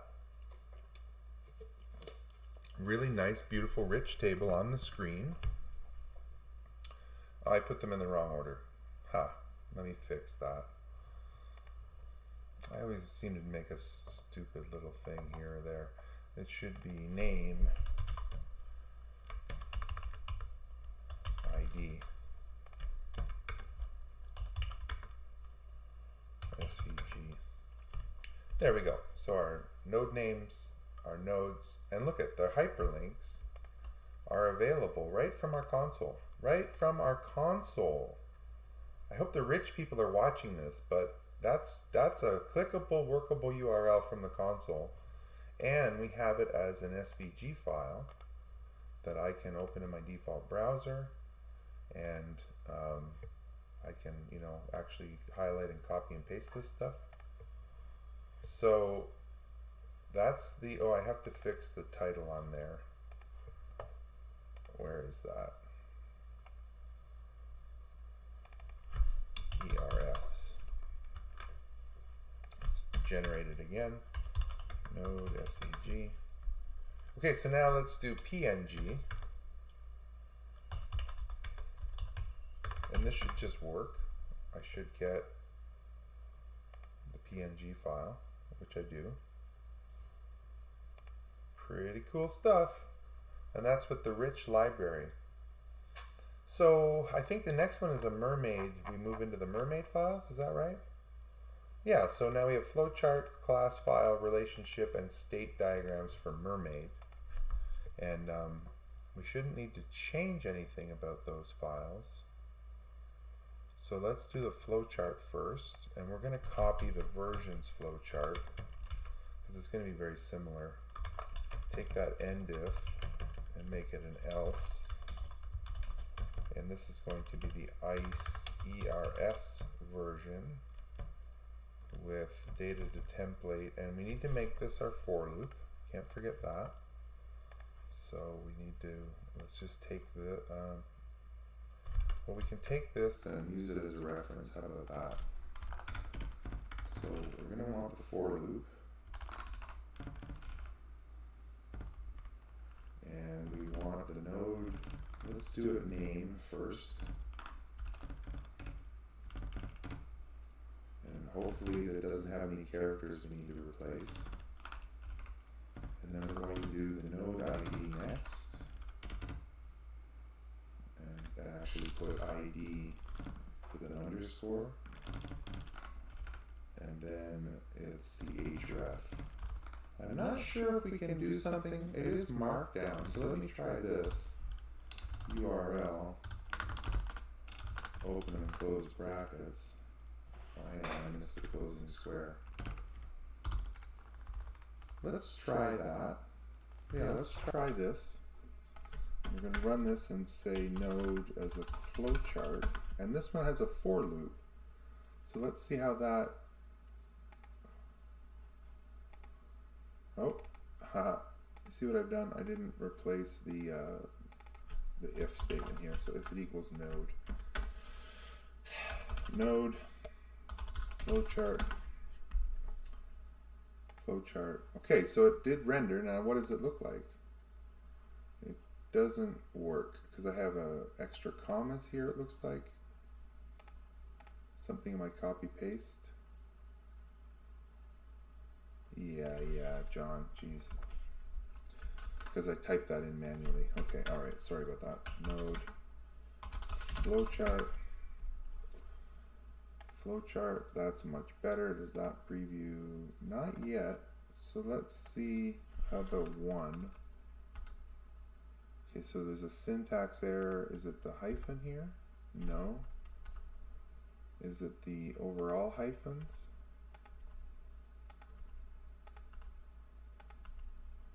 No. Is it the URL?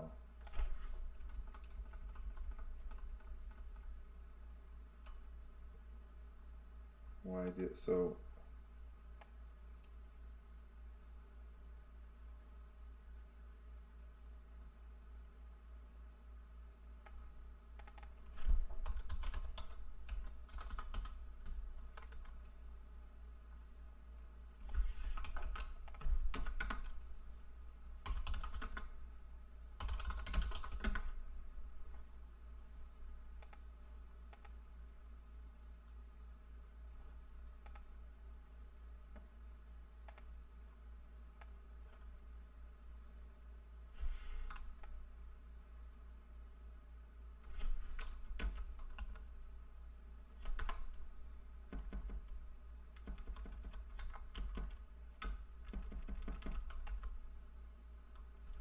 Okay, so it works up until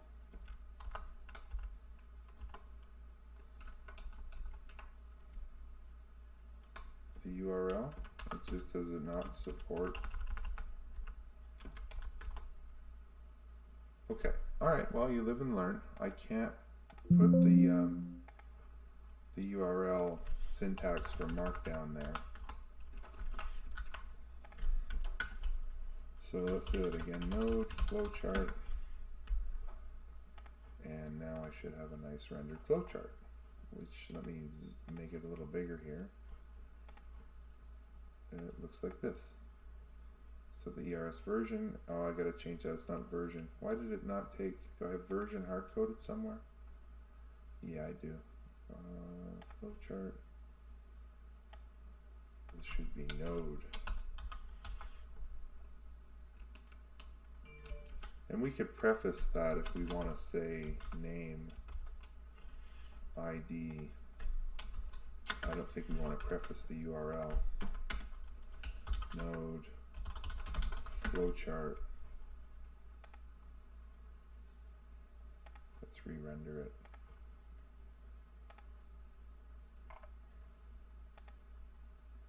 It's cached. Oh well. So that's our little flowchart for our nodes. And now let's move ahead to our class diagram. And hopefully this one doesn't give us as much trouble. So we're going to take that end if, put it at the end and make that an else. And we're going to say this is if it's node. And we're just going to take that flowchart. Actually, let's not do it the hard way. Let's just do it. So the class, we want this per class.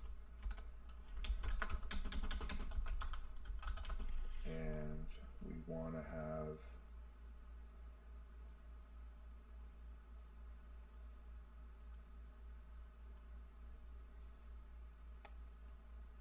the node name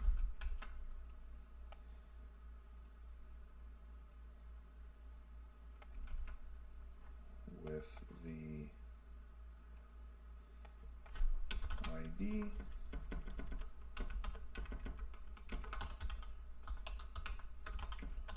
and the URL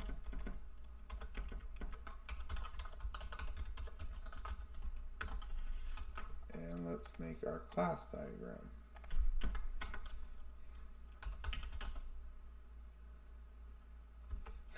Hey, Stephen. Yeah, you got a lot to catch up on. I'm just into the ERS Mermaid diagrams. And I've had pretty good success today. A couple, obviously little mistakes. And I have a mistake here. It's not rendering. So it doesn't like one of the characters. So what I like to do is just boil it down to one class. Is it because I didn't close my class? Okay, so no, it doesn't like something here.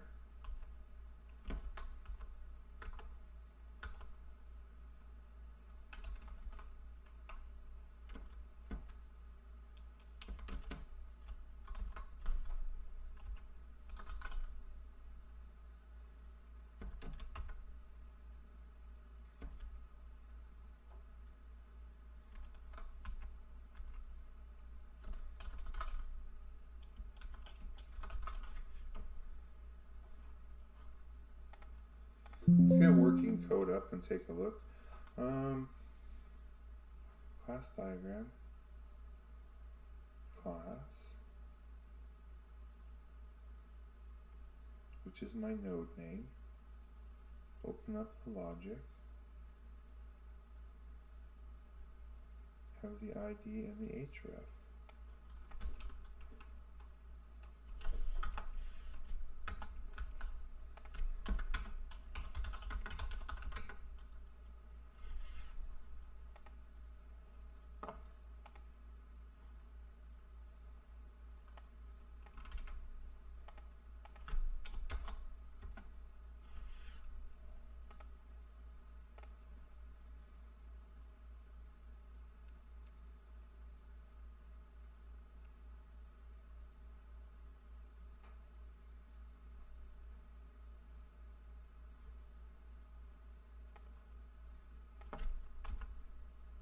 Okay, so that is working. And let me undo the, it doesn't like underscores? Is that what the problem is here? It doesn't like hyphens?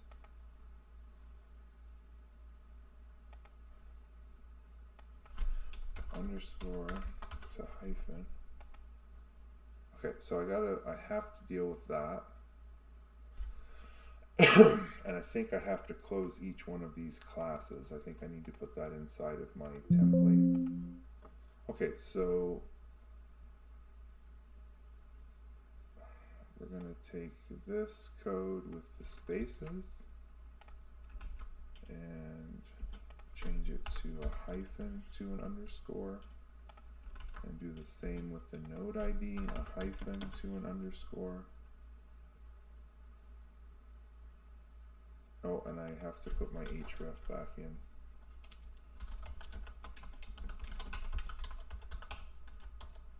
Now I don't know href. I don't know if it likes the dotted decimal in the href. We'll have to see.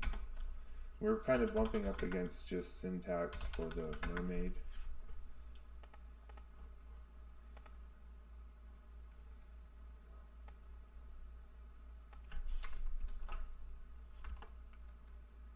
So I don't know that I can put the href in. What doesn't it like about the href?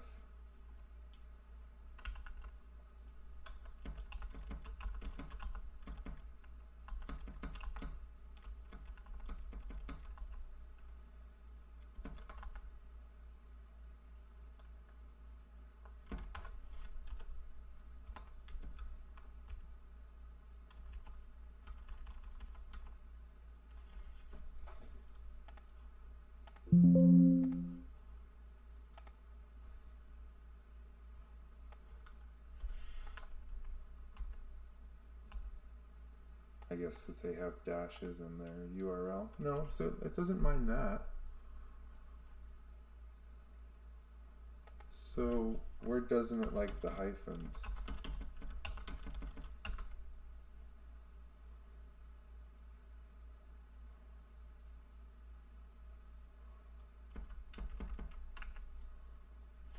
Just in the class. Okay, alright. Let's try this again. We're learning as we go here, so I don't need to replace those there.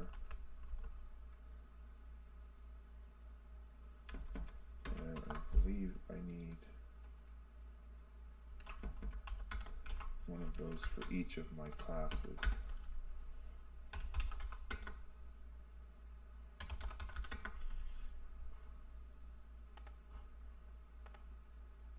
Yeah, there we go. Alright, so we're in the business of class diagrams. Now it's hard to see on this screen, but they do render nicely on GitHub. I'm wondering if I could put them in top to bottom order. Let me quickly look that up if we can control the... So what we're looking at now is Mermaid Markdown. And we're looking at class diagrams. Yeah, how do I specify the order of top to bottom for multiple classes on a single screen? But they're not related. Okay, I thought there may be a, you know, left, right, top to bottom.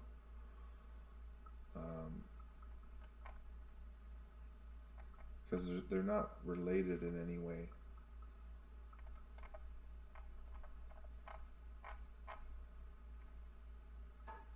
Here we go, setting the direction of the diagram.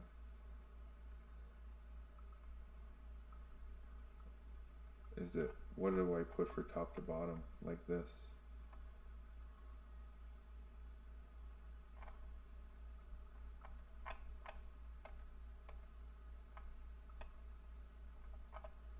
They give me a table with the options for not just left or right. What is it, TD, top down?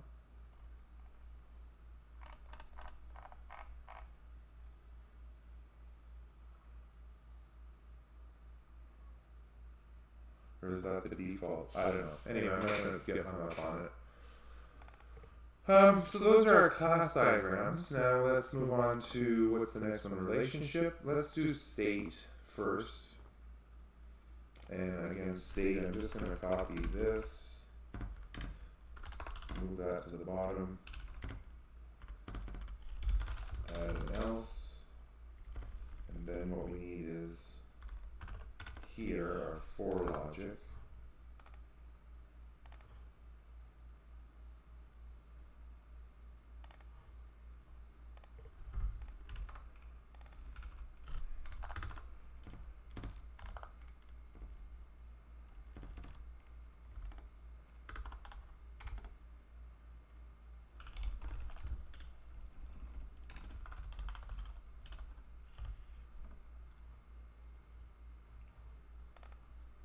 So now this becomes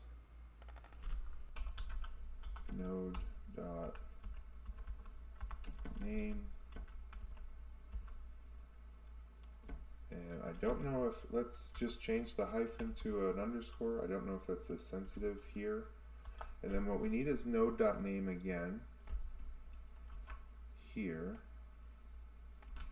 and we're going to fix that replaced to be an underscore, and then here we're going to have the ID that have a space, an underscore. Whoops. And that's going to be node dot ID, and then we're going to have the state for ID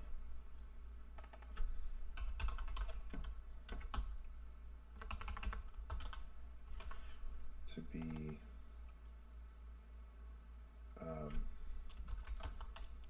you know, to have the URL. I guess I can't do that. So URL node dot URL. And it looks like I have to replace the dots, so I can't. Well, let me try it with. I don't know how it's going to handle a URL. Let's just take a look. And this is a class type, now state diagram.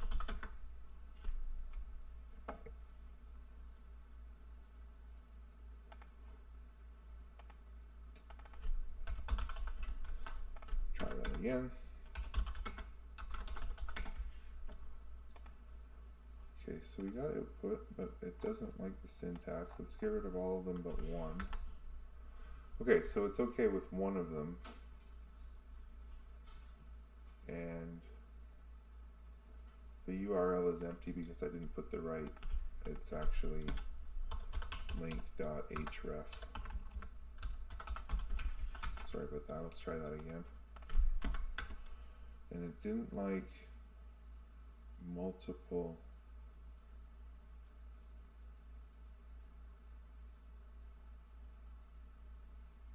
Well, let's just tackle one problem at a time.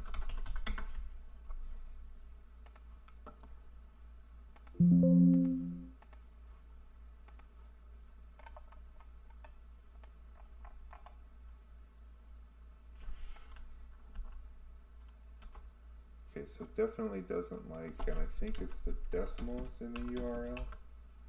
Maybe it's the whole thing, special characters.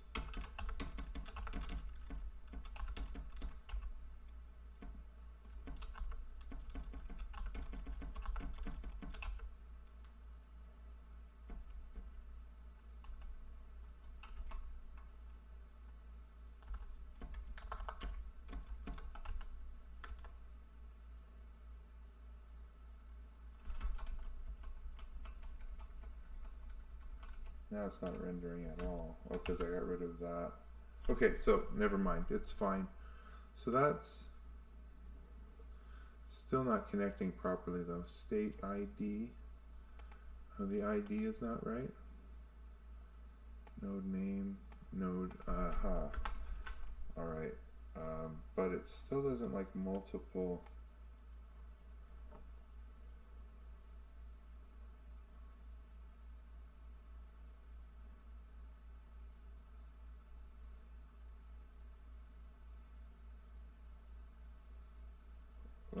Let's just fix it one step at a time. I'm trying to figure out why it doesn't like multiple states on the same diagram.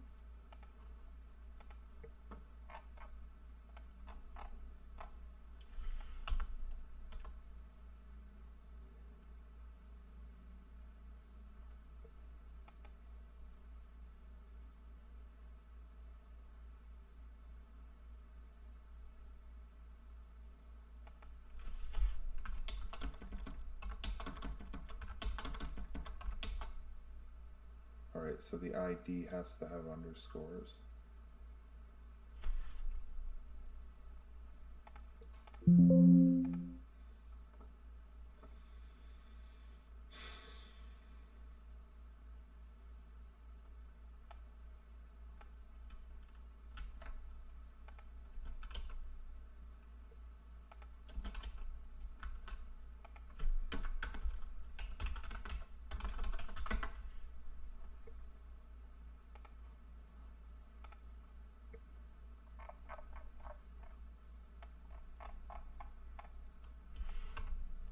Alright, there is a class diagram with 1. I need to look into my other code to see how I get. It should just make this in a loop. And I'm missing the HTTPS from the URL. It looks like. Right? That doesn't look like the URL.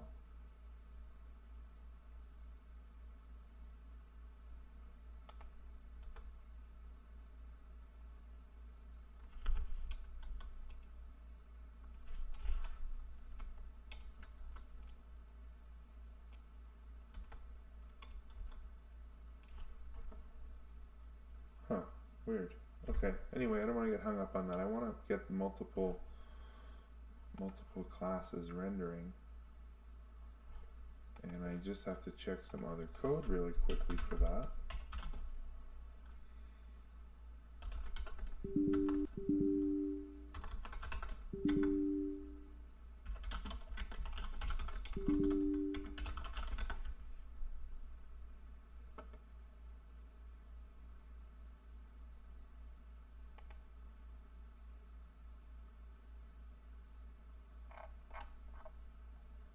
Is it?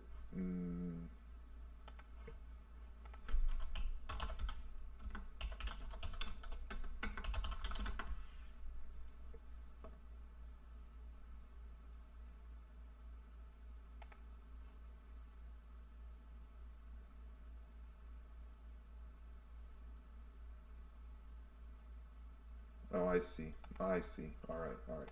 It's a simple mistake. I just have to make the for loop wider. Yeah, that makes sense. All right, I see. So what we're going to do is take the for loop out and put it out here and put it out here and make multiple diagrams. Yep, that makes sense. Class, state. And now we should have a working, not yet.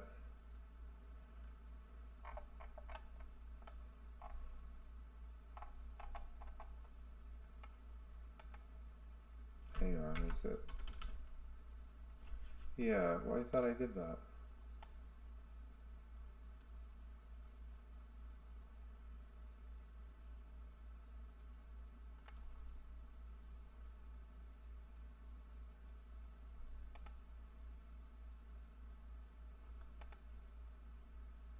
Why didn't it pick up my change here?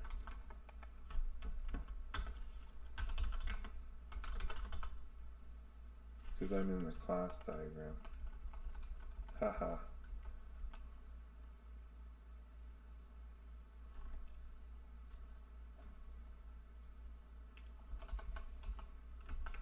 Sorry about that, everybody. I was in the wrong file. Of course I was. State. I want to take this and move it out.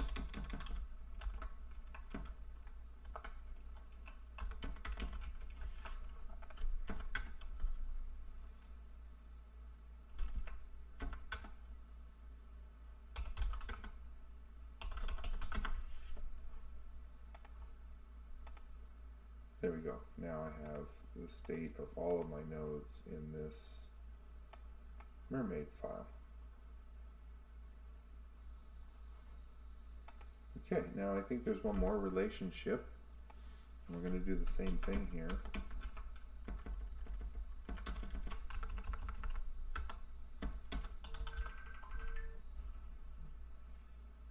I've got to take this call real quick.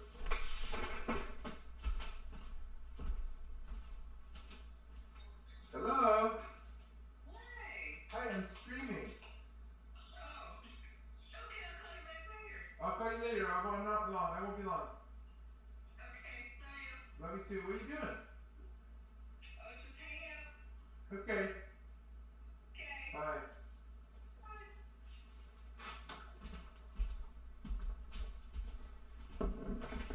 Sorry about that. So node, and this is a relationship diagram.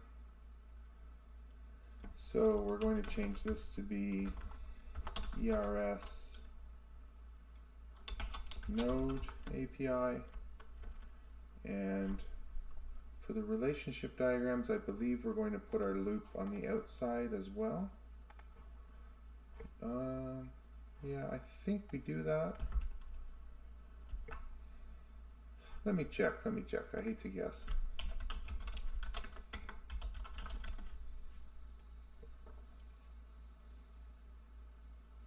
And this is the relationship, and yeah, it's a diagram, a relationship per. All right, so we're going to put our for loop on the outside and end our for loop and change this to an else and end the if. And this is going to be our relationship is going to be node dot name, and we'll replace the hyphen with an ID of node dot ID, and then the name again here, node dot name, replacing the hyphen with the URL, and hopefully the URL isn't a problem. Node.link.href. Okay, let's make our relationship diagram. Node relationship.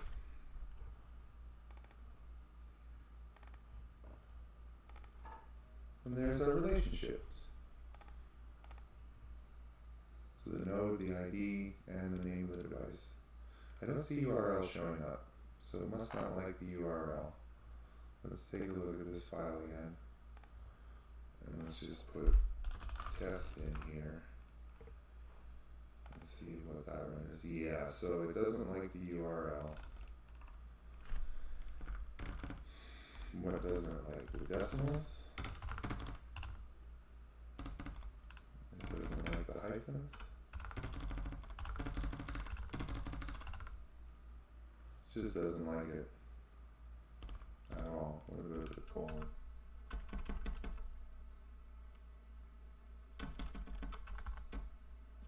I mean, it's not much of a URL if I can't. Yeah.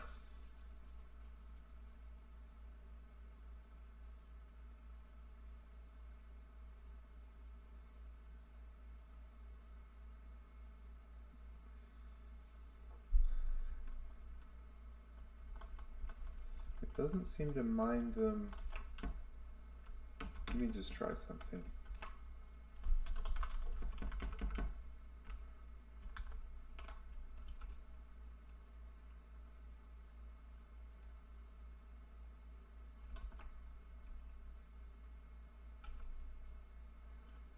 That doesn't work either. Okay, so I'm going to have to live without the URL because the relationship diagram just doesn't seem to support the, I mean, I could leave it in there because it doesn't harm the rendering of the diagram, and the URL will still be in there for people in the raw format, but I'm not, it doesn't render on the screen.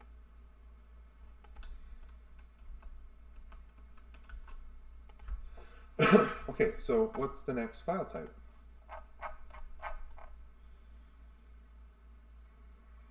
The network graph. Okay, so let's make the network graph. So we're going to go into our CSV file.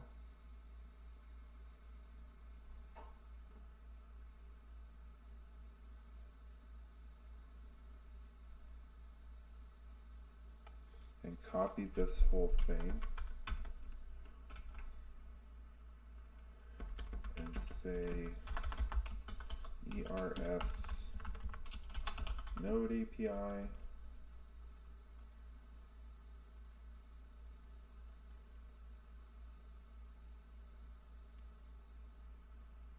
I need to make a for loop. Let's just do them one at a time, but I'll write the for loop in a second.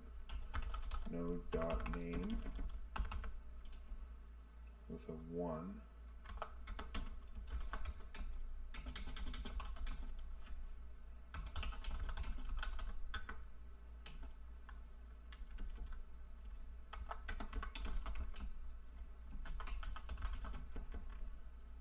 And then this is going to be node.name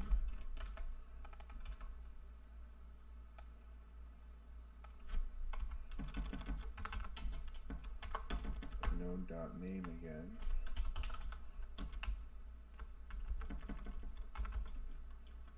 And this one's going to say ID. And this one is going to say URL.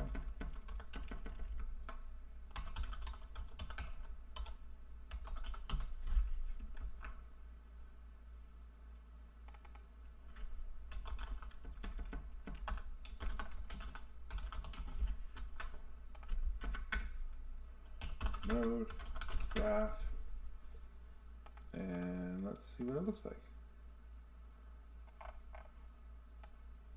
It didn't render.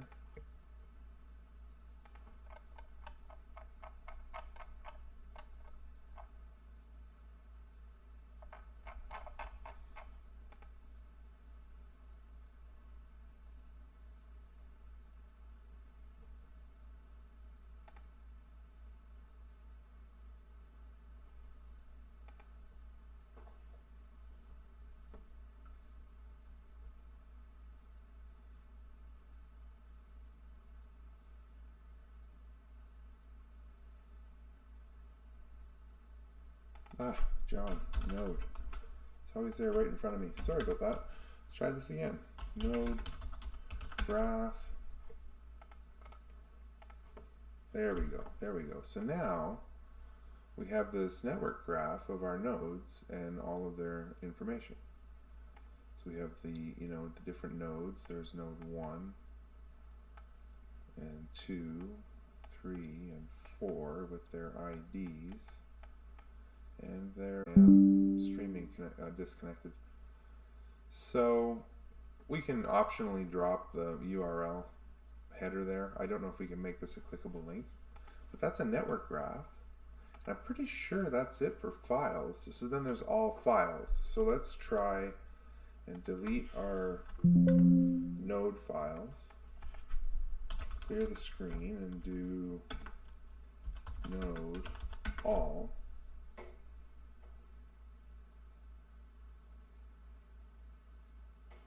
And there we go. There's all our files, including the MP3s.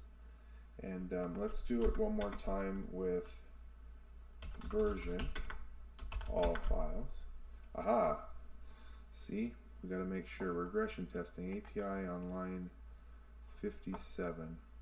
I think I need to make that self.api. Let's take a look here.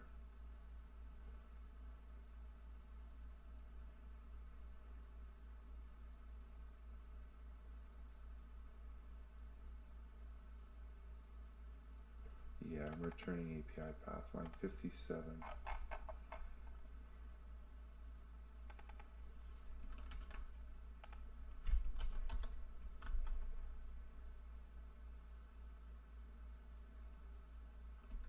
No, hang on.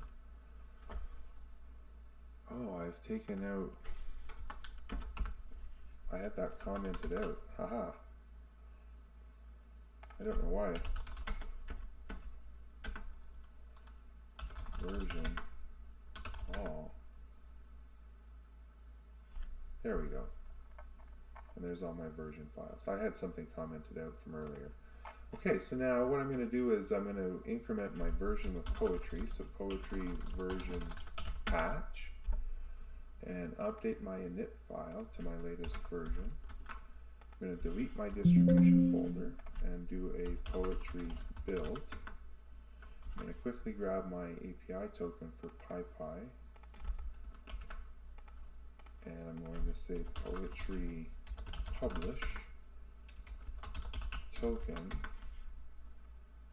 paste in my token, and then I'm going to merge this code in under a successful refactor, also added ERS node API. Push that code up, jump into my GitHub repo, and do my pull request. And we'll get into the OpenAPI system next time. All right, thanks for joining me, everybody. That's pretty much our development for today. I've been at it a long time. Thanks for anyone who joined right from the beginning, or if you're watching this on a replay, thanks for watching.